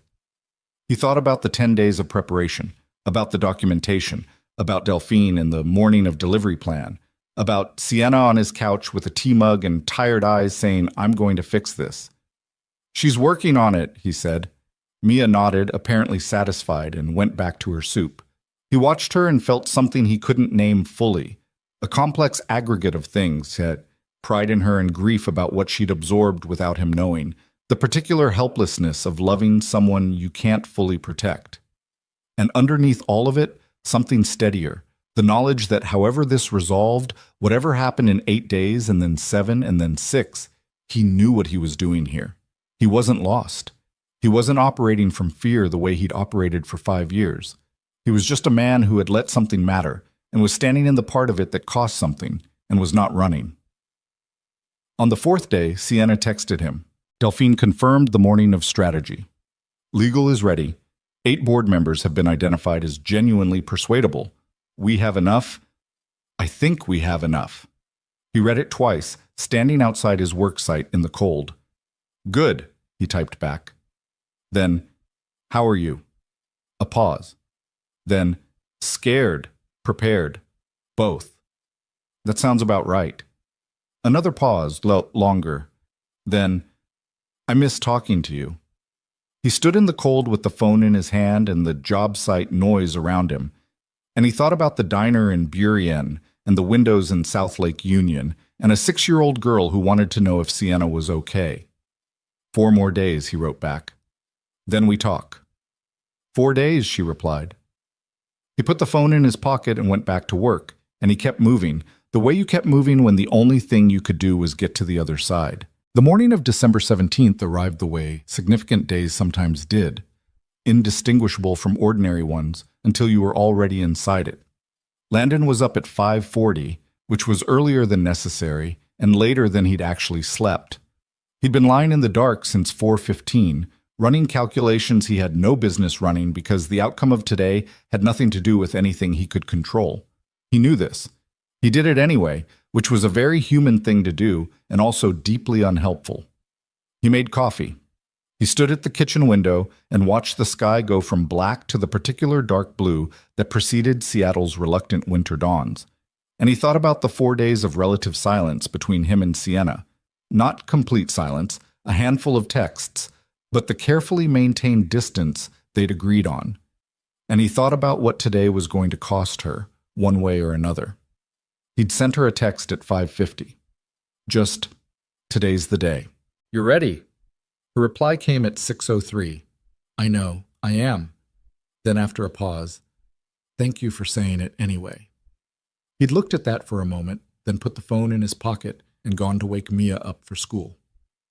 The shareholders' meeting was scheduled for 10 a.m. at Vail Technologies headquarters, a building in the South Lake Union neighborhood that Landon had driven past dozens of times without knowing what it was. 12 stories of glass and steel with the company name in modest letters above the main entrance. The kind of building that didn't announce itself because it didn't need to. Sienna had described it to him once as functional and slightly cold, which was not what I intended when we designed it, but I was 26 and I didn't know yet that buildings have personalities. He thought about that as he drove Mia to school. Buildings have personalities. He thought about the condo on the 14th floor with its perfect sightlines and its empty refrigerator, and the way Sienna had looked in it. Slightly mismatched, like the furniture had been chosen by someone who knew what was correct and not quite what was hers. He thought about her on his couch with a tea mug, the way the rooms felt when she was in them. He dropped Mia off. She'd given him an extra long hug at the school gate, which she sometimes did when she sensed something in the air that the adults weren't naming, and he'd held on an extra second too. "Have a good day," he said. "You too," she said very seriously, like she was issuing a directive. He drove back toward the city. The documentation had gone out at 6:30 a.m., timed by Delphine's team to land in each board member's inbox before they'd left for the meeting, late enough that the commute and the morning's logistics would eat the window before anyone could make organized phone calls. 114 pages of communications, financial records, and third-party correspondence, with a 4-page executive summary at the front that Sienna and Delphine had rewritten 11 times over the preceding 4 days, to be clear and irrefutable, and completely devoid of anything that could be characterized as emotional. It had taken everything Sienna had not to make it personal, because it was personal. Every line of it was personal. 3 years of trust inverted, the specific wound of being understood well enough that someone could use your own patterns against you. She'd written a version of the executive summary that said exactly that named it for what it was, and then she deleted it because Delphine was right. The room didn't need her anger. The room needed the facts, and the facts were sufficiently damning without her fingerprints on them. She arrived at the building at 8:15, 2 hours before the meeting, which gave her time to walk through the materials one more time with Delphine in the small conference room off the main boardroom. Delphine Chen was 53 years old, compact and precise, with short gray hair and the particular quality of stillness that characterized people who had been in many difficult rooms and learned to treat them as problems rather than emergencies. She'd been in Sienna's corner for 8 years. Today she was in full operational mode, which meant she was very calm and very focused, and communicated primarily through nods and the occasional short declarative sentence. "The Holt situation is the variable," Delphine said, setting a coffee on the table beside Sienna without ceremony. "He's seen the materials. He hasn't responded." "He won't respond before the meeting," Sienna said. "He'll want to see which way the wind is blowing in the room before he commits."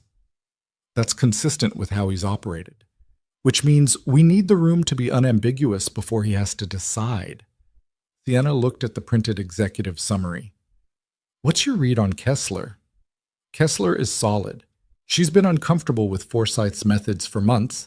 She just hasn't had documented grounds to oppose him formally. Now she does." Delphine paused. "Park and Obuya are your swing votes. They're not ideologically aligned with Forsyth, but they don't like disruption, and this is disruptive." "I'm not the one who created the disruption. I know that. They know that. The question is whether they prioritize accountability or stability." Delphine looked at her. You need to speak first, before Forsyth has a chance to set the frame. Whatever procedural maneuver he tries at the opening, and he will try something. You need to be on your feet before the room has a chance to settle into his narrative. I know. And you need to be calm. I know. Not performed calm, actually calm. Delphine paused. Which is different from what you are right now.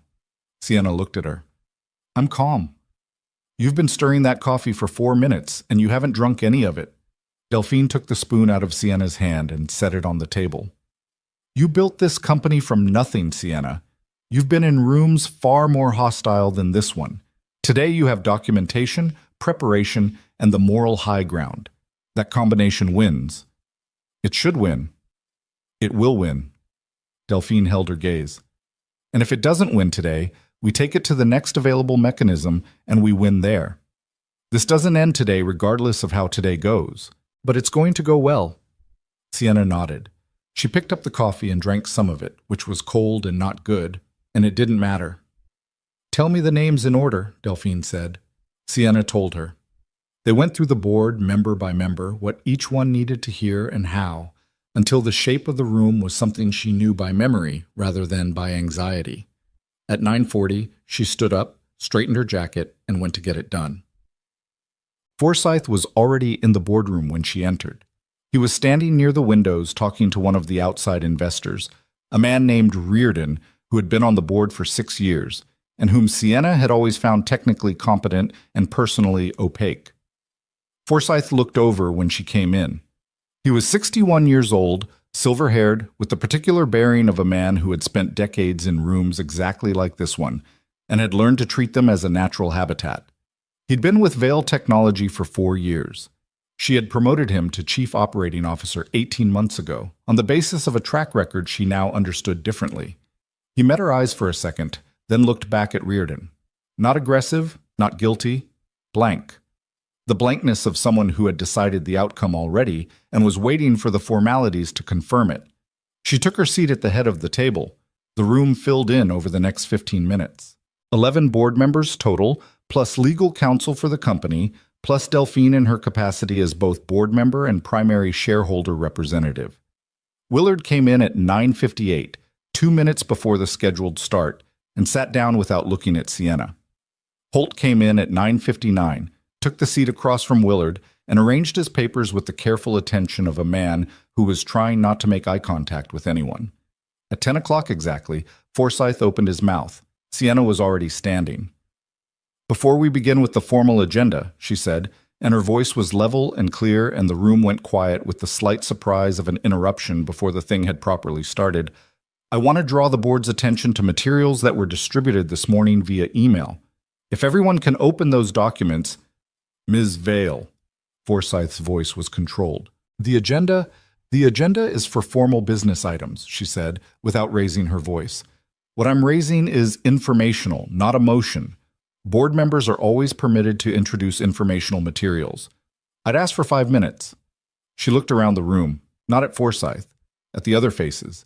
Kessler, who was already opening her laptop. Park, who was looking at his phone, presumably pulling up the email. Obuya, who was very still. Holt, who was studying the table. 5 minutes, she said again, simply. Reardon, who was nominally chairing, looked briefly at Forsyth and then at Sienna and said, "We can take 5 minutes for informational materials." Forsyth sat back.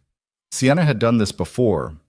Spoken in difficult rooms, made arguments to people who didn't want to hear them, presented evidence of things that were easier to deny than acknowledge. But nothing she'd done in 8 years of building a company had required this particular combination of precision and restraint, and she felt it in the way you felt carrying something very heavy, not all at once, but in the accumulation of each second.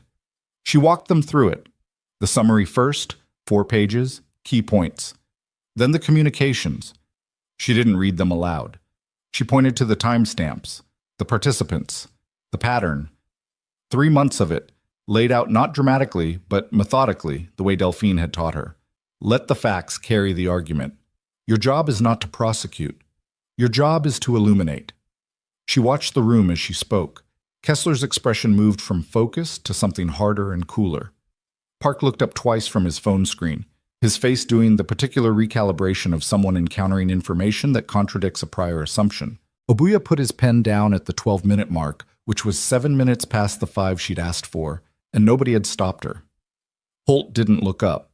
Willard looked at the table through most of it, which was the expression of a man who had already known this was coming and had decided that the performance of normalcy was his only remaining option. Forsyth. Forsyth looked at her. The whole time he looked directly at her, and his face was very controlled, and she looked back at him because she had earned the right to look back at him, and she didn't look away. When she finished, she sat down. The room was quiet for about 4 seconds, which in a boardroom is a long time. Then Forsyth said, "These materials represent a selective interpretation of normal business communications, and I'd suggest—" "Dean," Kessler's voice, flat, not loud. "I've read them." Forsyth looked at her. "I've read them," Kessler said again. Page 47. "The communication from you to Reardon on October 2nd. She paused. "Do you want to characterize that as normal business communication?" The silence that followed was different from the first one. Deeper, or maybe just more honest. Reardon, to his credit, looked like he was reconsidering several decisions simultaneously. The meeting ran for 3 hours and 20 minutes. Sienna didn't win every moment of it. Forsyth was skilled.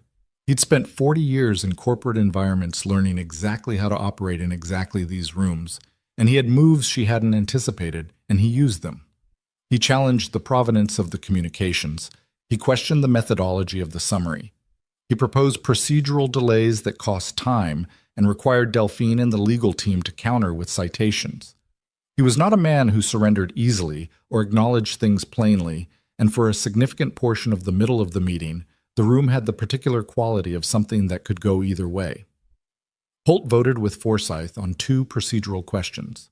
Sienna watched this without showing anything, cataloging it, adjusting her read of the room. Then at the 1 hour and 50-minute mark, Obuya asked Forsyth directly about the communication from November 19th, a message to Willard that was less ambiguous than most of the others, more explicit about the objective, harder to characterize as anything other than what it was. Forsyth started an explanation that involved context and framing and the particular vocabulary of someone constructing a retroactive justification.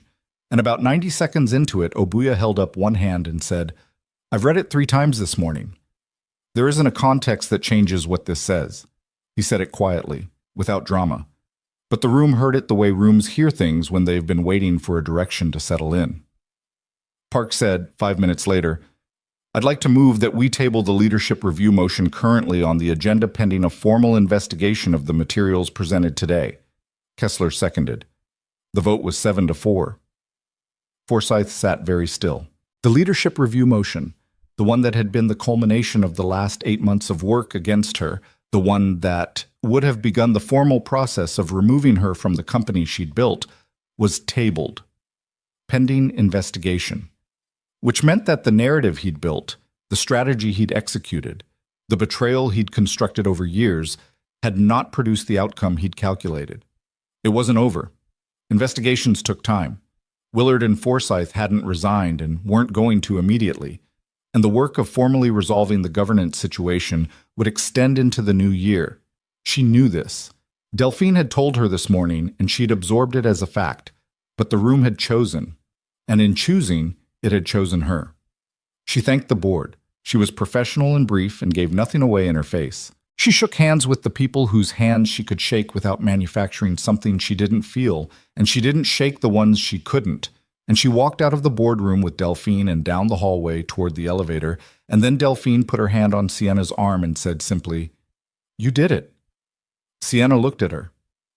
"You did it," Delphine said again.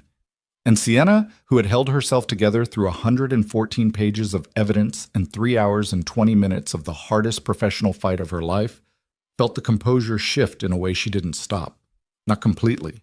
She wasn't someone who came apart in hallways, but something let go. "We did it," she said. Delphine nodded. "Yes, but you built the foundation for it. 15 years ago, 8 years ago, every day in between." She paused. "Take the rest of today. I'll handle the communications." "I should—" "Sienna," Delphine's voice was firm but kind. Take the rest of today. Go find the person who deserves to hear this first. Landon was at his work site when his phone buzzed at 1:47 in the afternoon. One word, 7 to 4. He stood on a half-finished floor with cold wind coming through the open framing, and he read those 3 characters and he understood exactly what they meant. And he stood very still for a moment before he could move. He typed back, "Where are you?" A pause. Then, "Still at the office. I should probably be here for the next..." "Go home," he typed. "I'll come to you." Another pause. Then, "Okay." He told his site lead he was leaving for the day, which got him a look but no argument. Deb had been tracking the situation in the way a good colleague tracked things, peripherally and without comment. He drove to South Lake Union and parked in the visitor structure and rode the elevator to the 14th floor and knocked on the door of Sienna's condo at 3:15 in the afternoon. She answered the door, still in the blazer she'd worn to the meeting, jacket off, the formal shirt slightly wrinkled in a way it hadn't been that morning. Her hair was still up, but looser. She looked like someone who had been through something and was standing on the other side of it, taking inventory. He looked at her for a second. 7 to 4, he said. 7 to 4, she confirmed. He stepped inside, and she stepped back to let him, and then he closed the door behind him, and before either of them said anything else, he put his arms around her, and she leaned into it with the specific weight of someone who had been holding themselves together for a very long time and had finally reached somewhere they could stop. She didn't cry. He hadn't expected her to. She just leaned and breathed, and he held on, and the condo was very quiet around them, except for the muffled sound of the city below. After a while, she said into his shoulder, "It's not completely done." "I know. The investigation will take months. Willard and Forsyth are still..." "I know. I just want you to understand it's not..." "Sienna." He pulled back slightly to look at her. "I know it's not over. I also know that today was the day that mattered most, and you won it." She looked at him. Her eyes were tired and clear, and somewhere underneath the exhaustion was something that looked like relief. Not the performance of it, but the real thing, the kind that comes from putting something down that you've been carrying for so long you forgot it was the weight that was making everything harder. "I had help," she said. "Delphine had help," he said. "I asked dumb questions. The dumb questions mattered. Then I'll keep asking them." She almost smiled. "Promise?" "Yeah," he said. "I promise." She turned away and went to the kitchen, and he followed, and she made coffee. Good coffee, from a machine that was considerably more sophisticated than anything in his apartment, with the practiced automaticity of someone who needed something to do with their hands. He sat on one of the counter stools and watched her, the same way she'd once watched him add salt to pasta, and the symmetry of it registered with a quiet satisfaction. "Tell me what happened in the room," he said. So she told him. She started with Forsyth standing at the windows and went through 3 hours and 20 minutes in approximately 40 minutes of talking, not linearly. She circled back, noted things she'd missed until they happened, gave him the context that the texts hadn't contained. He listened and he asked the occasional question, and he watched her face move through the telling. The places where the control had been hardest to hold, the moment Obuya had put his pen down, the vote. "What did Forsyth do when the vote came in?" he asked. "He sat very still," she said. "He didn't say anything. He didn't look at Willard." She paused. "He looked at me for a second before he started gathering his things. I couldn't tell what it was, not remorse, more like someone acknowledging a result, like a chess player who sees checkmate and tips their king without saying anything. "Do you feel anything about him, now that it's done?" She thought about it. "Not what I expected," she said. "I thought I'd feel angrier, or more satisfied." She looked at her coffee. "Mostly I feel tired, and a little sad, actually. Not for him. For the version of things where he wasn't this person. Where I hadn't been wrong about him for 4 years." "That's not weakness," he said, "wanting the version where people don't betray you." "I know. It's just..." She stopped. "It's expensive. Caring about people is expensive, and I've been paying the bill on this one for a while." He thought about what she'd said months ago. "I've been doing math on everyone. I don't know how to trust my own read on people anymore." He thought about how far she'd come from that sentence to this kitchen, today.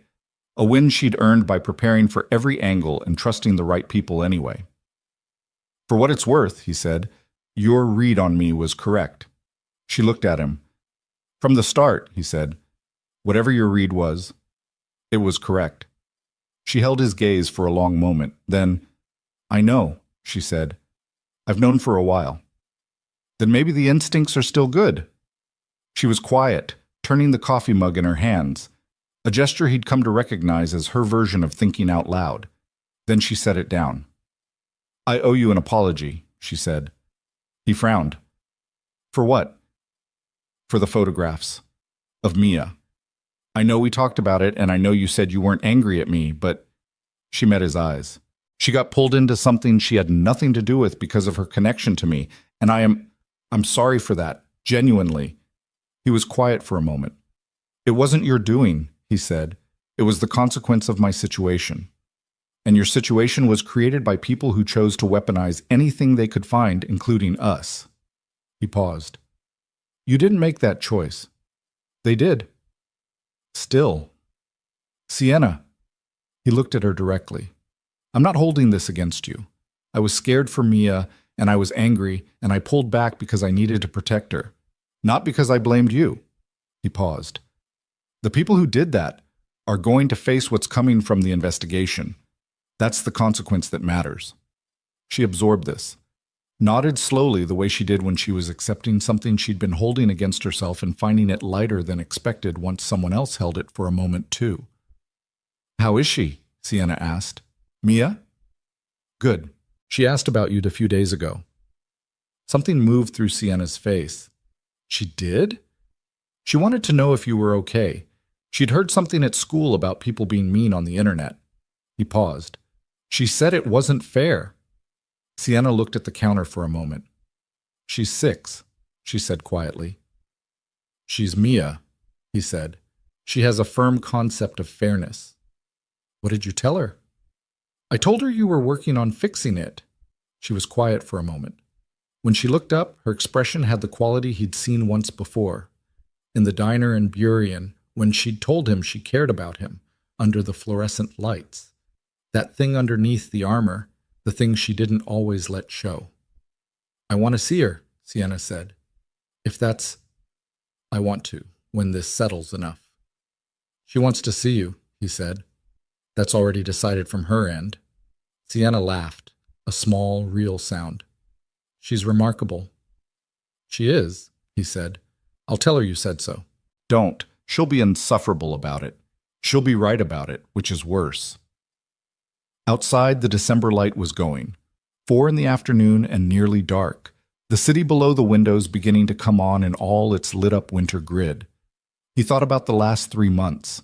The cafe, the rain, the magazine cover, the drizzle in Burien, the photographs, the 4 days of silence, and now this kitchen, this afternoon, the particular quality of things settling into a shape they'd been working toward without quite naming. He thought about Mia this morning, her directive, "Have a good day." He thought it had been one, despite everything. "What do you need tonight?" he asked. She looked at him. "What do you mean?" "Same question as always. Do you want to debrief the whole thing, or do you want to just be somewhere quiet?" She thought about it. "I want to be somewhere quiet," she said. "With you. I need to pick up Mia at 5:30. "I know." "You could come," he said, "if you want. We were going to make pasta. Not because it's special, just because it's Tuesday, and that's what we do on Tuesdays." She looked at him for a moment, and the look had a texture to it. Something like tenderness, and something like relief, and something he didn't have a single word for. "I'd like that," she said. "Very much." He nodded. "Then let's go get her." She got her coat. He waited by the door. They rode the elevator down through the 14 floors of glass and steel that had been hers for 8 years, and walked out into the December cold, and drove through the city toward the school where Mia was waiting. He pulled up to the gate at 5:28, and Mia came out in her backpack and her hat with the pom-pom she'd refused to stop wearing since September, and she saw Sienna in the passenger seat before she even opened the door, and her face did the thing it did when something landed exactly where she wanted it to be. A wide, uncomplicated, whole-body expression of satisfaction. She yanked the back door open and got in. "You won," she said to Sienna without preamble. Sienna turned around in her seat. "How did you know that?" "Dad's face." Mia settled her backpack on the seat next to her. "He makes a different face when things go right." She looked at Sienna with those direct brown eyes. "Are you okay?" "Getting there," Sienna said honestly. Mia nodded, apparently finding this acceptable. "We're making pasta," she announced. "I heard. Dad adds too much salt. I've noticed. You can help with the onions." Mia looked at her with the authority of someone assigning positions. "I'll supervise." Sienna looked at Landon. He kept his eyes on the road, but she could see his expression, the one Mia had described, the face he made when things went right. "Sounds like I'm supervised," Sienna said. "You're supervised," Mia confirmed, pulling out her library book and opening it to a page dense with photographs of humpback whales, apparently already past the dolphins. Landon pulled out of the school lot and into the early dark of a December evening, the city doing its ordinary winter thing around them, and the car was warm and quiet in the particular way it was quiet when everyone in it was comfortable enough not to fill the silence. He didn't say anything about what had happened today, or what came next, or what the new year would require as the investigation unfolded. There would be time for all of that, and it would ask things of both of them, and neither of them was under any illusion that the hard parts were entirely over. But right now there was a car, and a December evening, and a child reading about whales in the back seat, and the woman next to him was watching the city go by with an expression he'd never quite seen on her face before. Open, unguarded, not performing anything for anyone, just present in the way people sometimes were when they finally stopped bracing for impact. He reached over and put his hand over hers, briefly, on the center console. She turned it over and held on. Neither of them said anything. The lights of the city moved past the windows, and they drove home. The pasta was oversalted. Not dramatically. It was still edible, still good by most reasonable standards. But Landon had been distracted at the stove, his attention pulling between the boiling water and the sound of Sienna and Mia at the kitchen counter. And he'd added salt twice without registering that he'd already added it once, which was exactly the kind of thing Mia had been predicting for months. She pointed it out immediately, with the quiet satisfaction of someone whose assessment of a situation had been officially confirmed. "I told you," she said. "It's fine," Landon said. "It's salty." "It's seasoned." "Those aren't the same thing." Mia looked at Sienna. "Tell him those aren't the same thing." Sienna, who was eating her pasta with complete equanimity, looked up from her plate. "I'm not getting involved." "You're already involved. You're sitting right here." "I'm a neutral observer." "You said earlier that he adds too much salt. In the car." Sienna looked at Landon. Landon looked at Sienna. Sienna put another forkful of pasta in her mouth and focused with great intensity on the middle distance. "Useful," Landon said. "I try," she said, mouth still full. Mia shook her head at both of them with the weary authority of a 7-year-old who had decided that adults were fundamentally unreliable, then went back to her dinner. The kitchen was warm in the particular way it got warm in December, the radiator doing its inconsistent best, and outside the window the city was doing its dark at 5 winter thing. Landon watched Sienna reach over to refill Mia's water glass without being asked, just noticed it was low and filled it quietly, the way you did things in a space you'd become comfortable in, and felt something settle in his chest with the specific weight of things that had been worked for. It had been 11 months since the shareholders' meeting. 11 months of the investigation that had followed, of the slow institutional process of accountability that was never as fast or as satisfying as the moment you'd expected it to be. Forsyth had resigned in February, a quiet and undramatic exit negotiated by lawyers, the kind of departure that was technically voluntary in the way things were technically voluntary when the alternative was worse. Willard had followed in March, after the investigation formally confirmed what the documentation had shown. Holt had survived, having never quite crossed the line from complicity to conspiracy, and had spent the subsequent months being extremely cooperative, which Sienna described as performing remorse with professional efficiency, which Landon had found darkly funny. The media had moved on, which was what media did. The articles about Landon had been quietly updated in some cases, ignored in others. He'd never issued a public statement, never engaged with anyone who'd contacted him for comment, never done the thing people sometimes expected him to do, which was either defend himself loudly or crumble quietly. He'd gone to work, picked up his daughter, added too much salt to pasta, and let the record stand on its own merits. Mia had never seen the photographs. That was the one thing he'd held on to hardest, and it had held.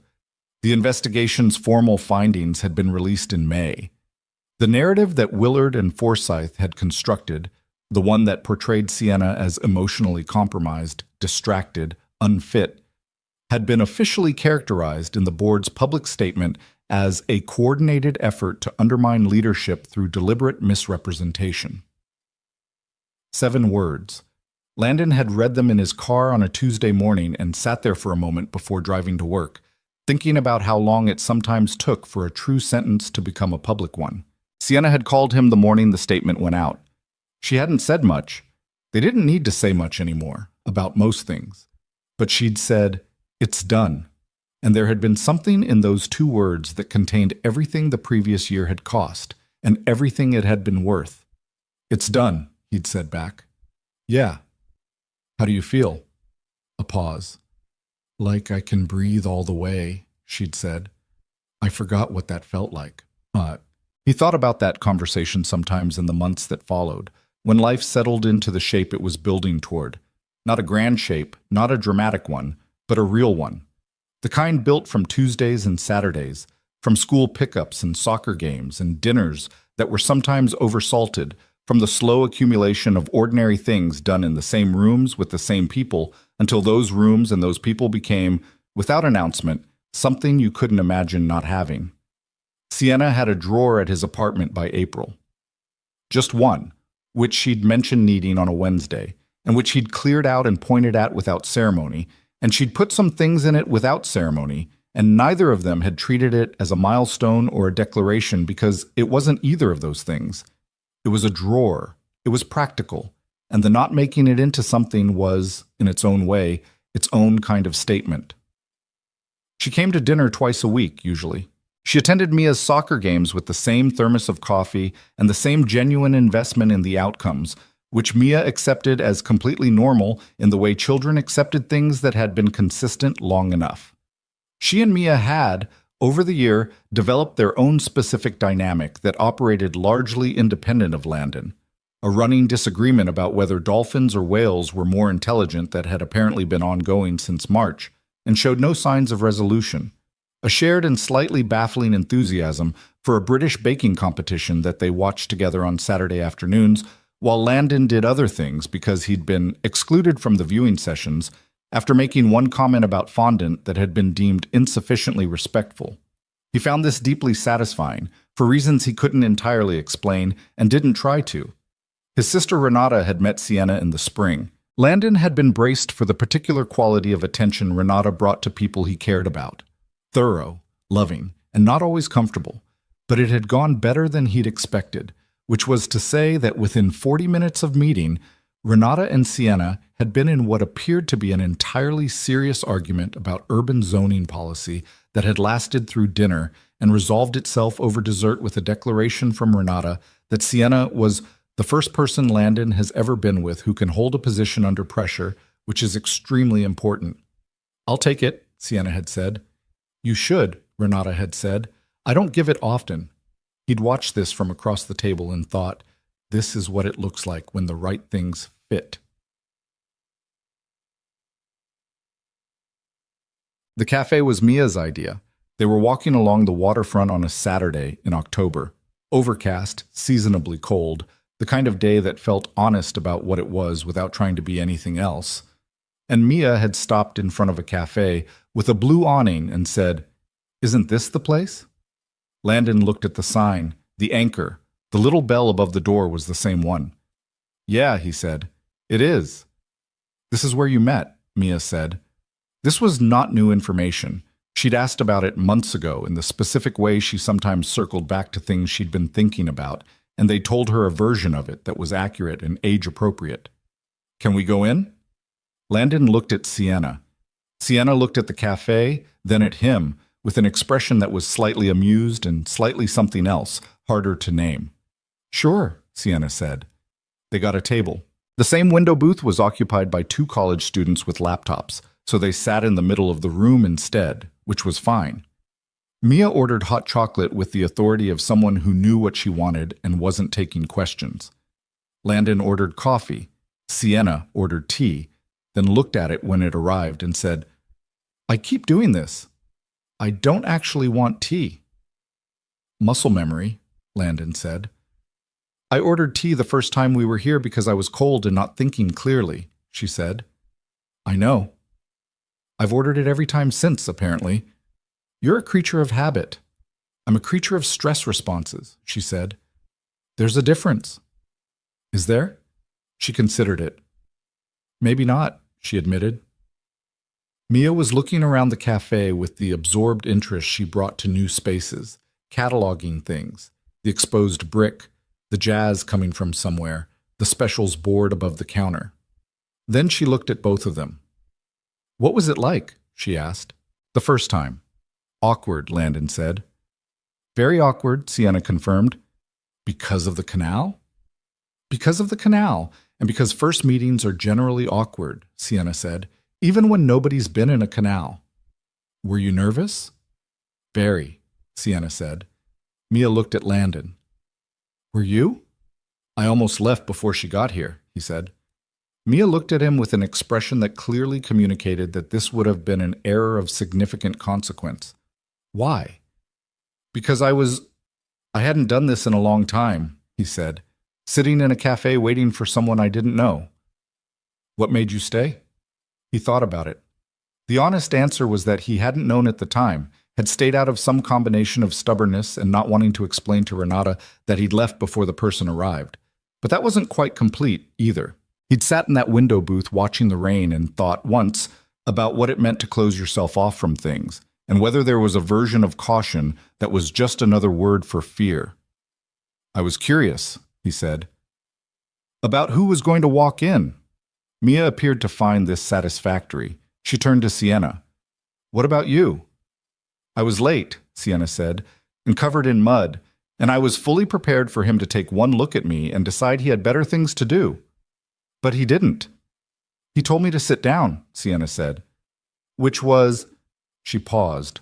It was the right thing to do. Most people would have been polite and made an excuse. "Dad's not polite," Mia said, with complete affection. "Mia," Landon said. "I mean, you're honest," she said. "That's better than polite." Landon looked at his coffee. Sienna caught his eye over Mia's head, and her expression did the thing it sometimes did. The crooked half-smile that still sometimes arrived without her full permission, the one he'd first seen in this room 14 months ago. He thought, "I almost left. 5 seconds earlier, and I would have been in my car." He didn't say it out loud. Some things you held privately, not because they were secret, but because they were yours, and the weight of them was part of what made them matter. No. He proposed on a Sunday afternoon in November. It was not a planned thing, which was perhaps the most honest thing about it. He had thought about it, had been thinking about it for months, in the tentative back-and-forth way you thought about things when you were someone who had learned to be careful with certainty. He'd looked at rings once, briefly, online, and then felt premature about it and closed the browser. He'd talked to Renata about it in September, a short and characteristically direct conversation in which she'd said, "Do you want to?" And he'd said yes, and she'd said, "Then stop thinking about the timing and do it." And he'd said he needed to find the right moment, and she'd said the right moment was a story people told themselves to avoid doing things, and he'd hung up and thought about it for another 2 months. What happened in the end was this. They were at his apartment, a Sunday, Mia at a birthday party for 4 hours.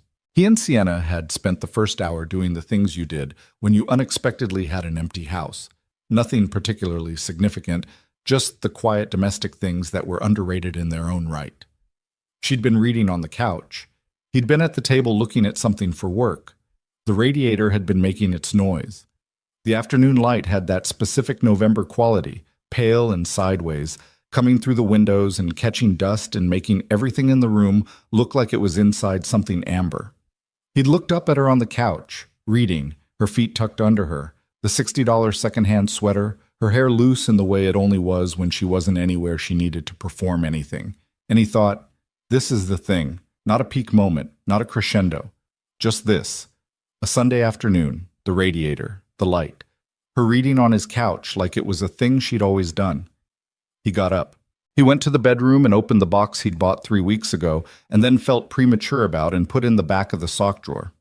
He came back to the living room and sat on the coffee table in front of her, which was close enough that she looked up from her book. She registered the box immediately. Her eyes moved from it to his face. "Landon," she said. "I've been thinking about how to do this for months," he said. "I kept looking for the right moment, and Renata told me that was a way of avoiding it, and I think she was right." He paused. "So this is just a Sunday, and I love you, and I've loved you for a long time, and I want the Sundays to be ours." She was looking at him with an expression he hadn't seen precisely before. Not the composure, not the armor, not even the version of her that had stood in a boardroom and said the difficult true thing. Something more stripped than all of that. "All of them?" she said. "All of them." She looked at the box for a long moment. He could see her breathing. "We're imperfect people," she said, quietly, like she needed to say it. "Extremely," he agreed. "We're going to be bad at things. Frequently. I work too much. I have a company that's going to keep demanding things from me, and there are going to be periods at—" "Sienna." He waited until she looked at him. "I know. I'm asking anyway." She looked at him for a long moment. Then she closed the book. She'd bent the page, which was the only time he'd ever seen her do that, which told him something about the state of her. And she said quietly and completely, "Yes." He opened the box. The ring was simple, deliberately sewn. He'd chosen it for that, because she was someone who wore a $60 sweater when she wasn't working and who had never in 14 months wanted anything from him that cost more than his attention. She held out her hand, which was steady, and he put it on her finger, and it fit because he'd asked Delphine for her ring size 3 weeks ago, and Delphine had provided it without a single question, which he deeply respected. She looked at it for a moment, then she looked up at him. "Delphine," she said, "obviously." "She didn't tell me. I asked her not to. She's going to be insufferable about this." "Probably," he said. "You can fire her." "I can't fire Delphine." Sienna looked at the ring again, then back at him. "She saved my company." "She did," he agreed. "Good thing you have other ways to express gratitude." Sienna laughed. The real one, the sudden one, the one that still arrived like it had decided to happen before she could weigh in on it.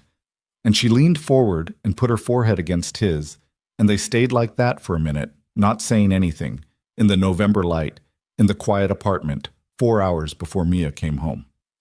He told Mia that evening, after she'd come back from the party with frosting on her jacket and a sugar-fueled velocity that took about 40 minutes to run itself down. She was on the couch in her pajamas, the momentum finally spent, when he sat next to her and told her. She looked at him for a moment. Then she looked at Sienna, who was in the armchair across the room with a careful expression, waiting. "So she'll live here?" Mia said. "We'd figure that out together," Landon said. "With us?" "That's the idea." Mia looked at Sienna. "Your apartment doesn't have enough drawings on the refrigerator," she said. "That's true," Sienna said. "It doesn't. I can fix that." "I know you can." Mia appeared to run some private internal calculation, then nodded once with the gravity of a board vote. "Okay," she said. "Okay," Landon said. "Yes, okay." She pulled her blanket up with the air of someone who had rendered a decision and considered the matter settled. "Can I have a dog?" "Absolutely not," Landon said. "I'll ask Sienna." "Sienna will also say no." "Will she?" He looked at Sienna. Sienna was looking at the ceiling. "Sienna," he said. "I'm thinking," she said. "You're not thinking." "I might be thinking." "Sienna." She looked at Mia. Mia looked back at her with enormous, perfectly calibrated eyes. "We'll revisit the dog conversation in 6 months," Sienna said. "That means yes," Mia told Landon. "That means no," he said. In 6 months, Sienna said, which resolved nothing, and both of them knew it. Mia smiled and burrowed into her blanket with the satisfaction of someone who had won the thing that mattered most and was willing to be patient about the rest. There is a version of this story that would have you believe it was fate. The two people were always going to find each other, that the canal and the rain and the borrowed flip-flops were chapters in something written before either of them arrived. It's a comforting version. It makes the hard parts feel purposeful and the coincidences feel like design. Landon didn't believe in that version.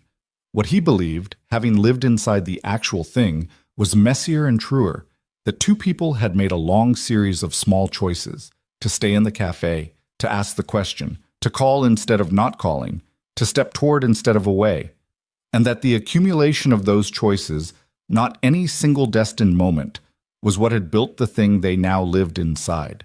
He thought about this on a Wednesday morning in February, almost a year after the proposal, standing in the kitchen of the house they'd moved into together 3 months earlier. A house. Actual house.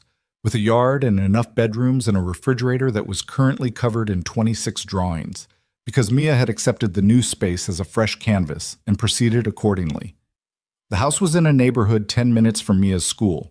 It had a porch, which Sienna had specifically wanted, and a workspace in the converted garage where Landon was slowly taking some of the certification courses he'd been putting off for 5 years, moving toward the teaching credential he'd mentioned to Sienna once, almost in passing, 14 months ago, and which she'd said nothing dramatic about except, "When are you starting?" which had been, characteristically, exactly the right thing to say.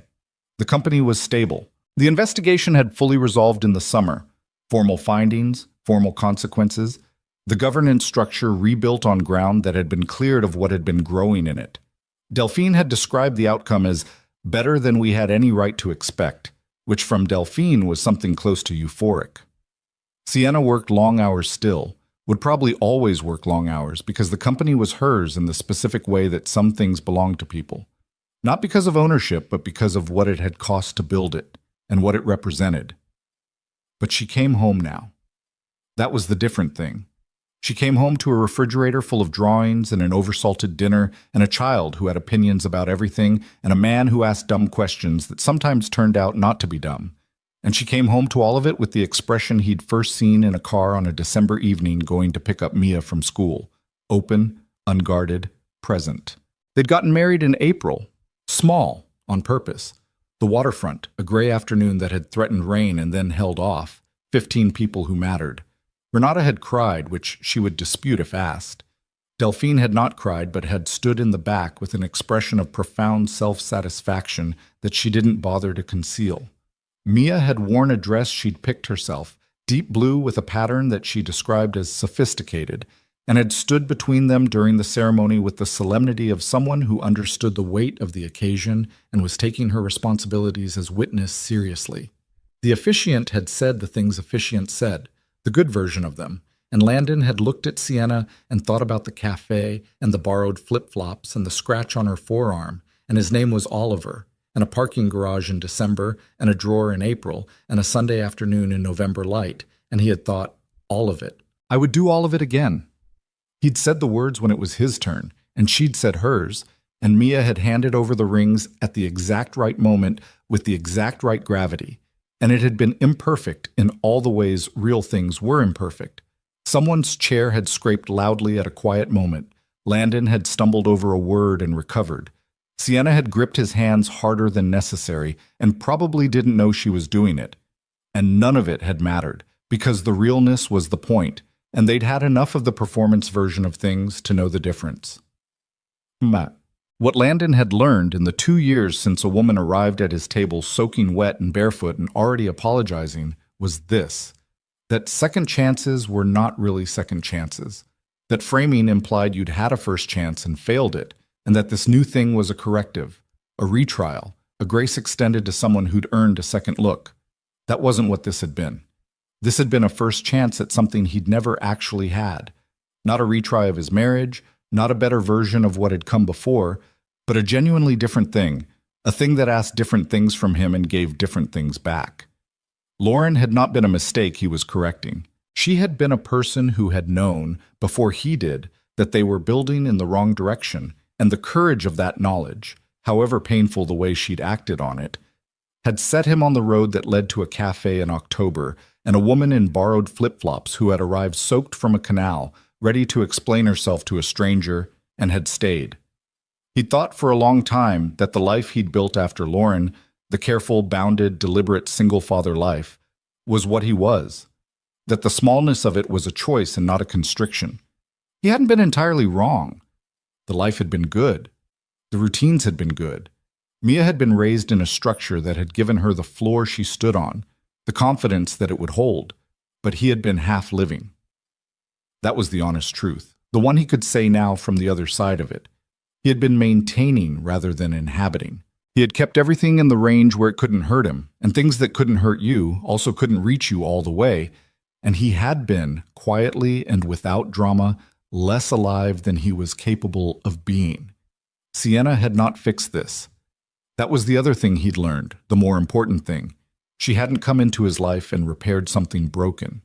She'd arrived at a table where he'd been sitting with a wall around him, and she'd been so completely and impractically herself, muddy, bleeding slightly, in borrowed shoes already honest, that the wall had simply become insufficient, not knocked down, just insufficient. Unable to do the job it had been built for in the presence of something that didn't recognize it. And he'd had to choose. That was the part that got lost in the story when you told it simply. The part where nothing had been automatic, nothing had been swept along. At every point where the cost had gone up, the Wired magazine, the media, the photographs of Mia, the 4 days of silence, he had chosen. Scared, imperfect, not entirely sure, the way you chose real things. He had stayed and chosen and stayed again, and so had she, and that staying was the love story, not the rain and the canal and the first date charm of it. The love story was every time you looked at the exit and decided not to take it. He thought about Mia saying, "I told you about the salt," and Sienna ordering tea she didn't want because her hands remembered being cold 14 months ago, and 26 drawings on a refrigerator in a house that had a porch. And he thought, this is what second chances actually look like. Not a grand reset, just showing up again and making the choice again, for as long as you're given. On a Thursday morning in February, 6 months after the wedding, Sienna came into the kitchen where he was making coffee and set her phone down on the counter with a particular expression. He looked at her. "What?" "Nothing bad," she said quickly. "Just Oliver." He frowned. It took him a second. "The kid from the canal?" "His mother she'd been following up, periodically, through the company's communications team because she didn't have my direct contact." Sienna looked at the phone. "He's 7 now. He started 2nd grade." She paused. "She sent a photograph." He looked at the phone. A school photograph, the kind with the blue background, of a boy with a gap in his front teeth and a slightly too large collar and an expression of complete confidence. Oliver. His name was Oliver. That's what his mother kept saying. Oliver, Oliver, Oliver. He stood there for a moment with the coffee still in his hand. "He looks like a handful," he said. "He does," Sienna said. "Good." She picked the phone up and looked at the photograph for another moment, then set it face down on the counter in the way she did when she wanted to hold something privately. He watched her turn back toward the window, the February light on her face, and he thought about a woman jumping down into a flooded canal in an $1,100 blazer because there was a child in the water, and she was the person who was there. And he thought about how that was who she had always been, underneath everything, the company and the armor and the composure. Just a person who did the thing that needed doing because someone had to. He'd fallen in love with that person, specifically. Not the CEO on the magazine cover, not the $3.2 billion, or the board and the strategy and the war she'd won for what she'd built. The woman who showed up at a table soaking wet with a story about a kid named Oliver and who'd carried that name gently in her voice all the way through the months that came after. "You should write back," he said, to his mother. "I did," she said, "last night." She turned from the window. "I told her he looked like a kid who knew where he was going." "Does that show in a school photograph?" "It showed in his," she said. "Trust me." He handed her the coffee he'd made, which was hers. He'd made hers first, which had become an automatic thing so long ago he couldn't remember deciding to do it. She took it without comment, which was its own kind of language, the kind that accumulated over years. Mia came out of her room at 7:15 in the particular condition of her mornings, wild-haired, determined, already talking before she'd fully cleared the doorway. "There's a soccer thing," she announced. "Saturday. Can both of you come?" "What time?" Landon said. 9. "I have a call at 9:30, Sienna said. "It'll be done by 9:30, Mia said. "Probably, maybe 9:45. "Mia." 9:45, Mia said firmly. "Definitely by 9:45. Sienna looked at Landon. Landon looked at Sienna. The familiar negotiation of a schedule, the ordinary machinery of a life shared with a child who treated all adult commitments as provisional in the face of soccer. "I'll move the call," Sienna said. Mia accepted this as her due and went to the refrigerator, where she stood for a moment surveying the drawings. 26 of them, mostly marine life, 2 horses, one extremely ambitious attempt at a city skyline, before opening the door and pulling out the orange juice. Landon stood in the kitchen in the February morning, the radiator making its noise, the coffee getting warm in his hands, and he thought about the things that had led here. Not with sentimentality, not with the clean emotional resolution that stories sometimes tried to apply to lives that didn't work that way. The hard parts had been genuinely hard. The photographs of Mia were still something he felt when he let himself think about them. The 4 days of silence had cost something he'd gotten back but couldn't fully reclaim. The investigation had taken most of a year from both of them, in ways that showed up in small exhaustions, in evenings when one of them needed quiet and the other needed to talk, and they had to figure out how to give each other what was needed, even when it was different things. Marriage was going to ask more of both of them. He knew that. There would be seasons when the company demanded things from Sienna that left less of her for home, and he would have to hold more and say less about it, and he would not always do it gracefully. There would be seasons when Mia's particular intensity overwhelmed the household, and Sienna, who had grown up an only child in a quiet apartment, would need more space than the house currently offered, and they would have to learn the language for that. There would be arguments. They'd already had some, real ones, the kind where you said something you'd wished you'd phrased differently. And the arguments would get easier to resolve, probably, with practice, the way most things did. He knew all of this. He wasn't standing in his kitchen with rose-colored anything. He was standing in his kitchen with coffee and a 7-year-old holding the orange juice and the woman he'd married looking at a photograph of a boy named Oliver in the February light, and the knowing of what it would cost didn't make him want it less. That was the thing. That was the actual thing. The thing he'd spent the years before this living without knowing he was missing it. Wanting something enough that the cost didn't make you want to put it down. Being all the way in instead of managing the distance. He had been careful for a long time. Careful was not bad. Careful had raised a child who knew the floor would hold. But careful, alone, was not a life. It was a waiting room. He was done waiting. Mia poured her orange juice, spilled a small amount on the counter, said oops without particular remorse, and climbed onto the counter stool.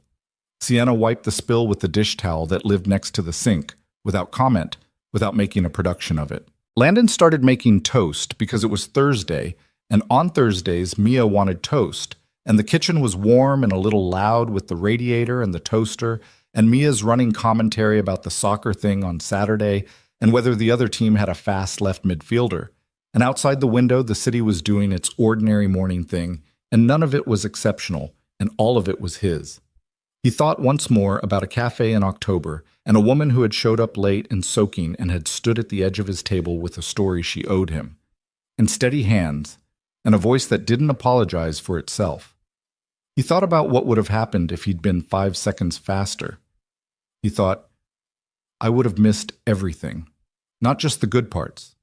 Everything. The hard parts and the difficult seasons and the arguments about things that weren't worth arguing about and the 4 days of silence and all of it, the whole weight of a real life shared with a real person. He would have missed it. He had not missed it. The toast came up. He put it on a plate. He handed it to Mia, who said thank you in the absent way of someone thinking about left midfielders. And Sienna looked up from her coffee and caught his eye across the kitchen, and she smiled. The real one, the crooked one, the one that still arrived a little before she'd decided to let it. He smiled back. The morning went on.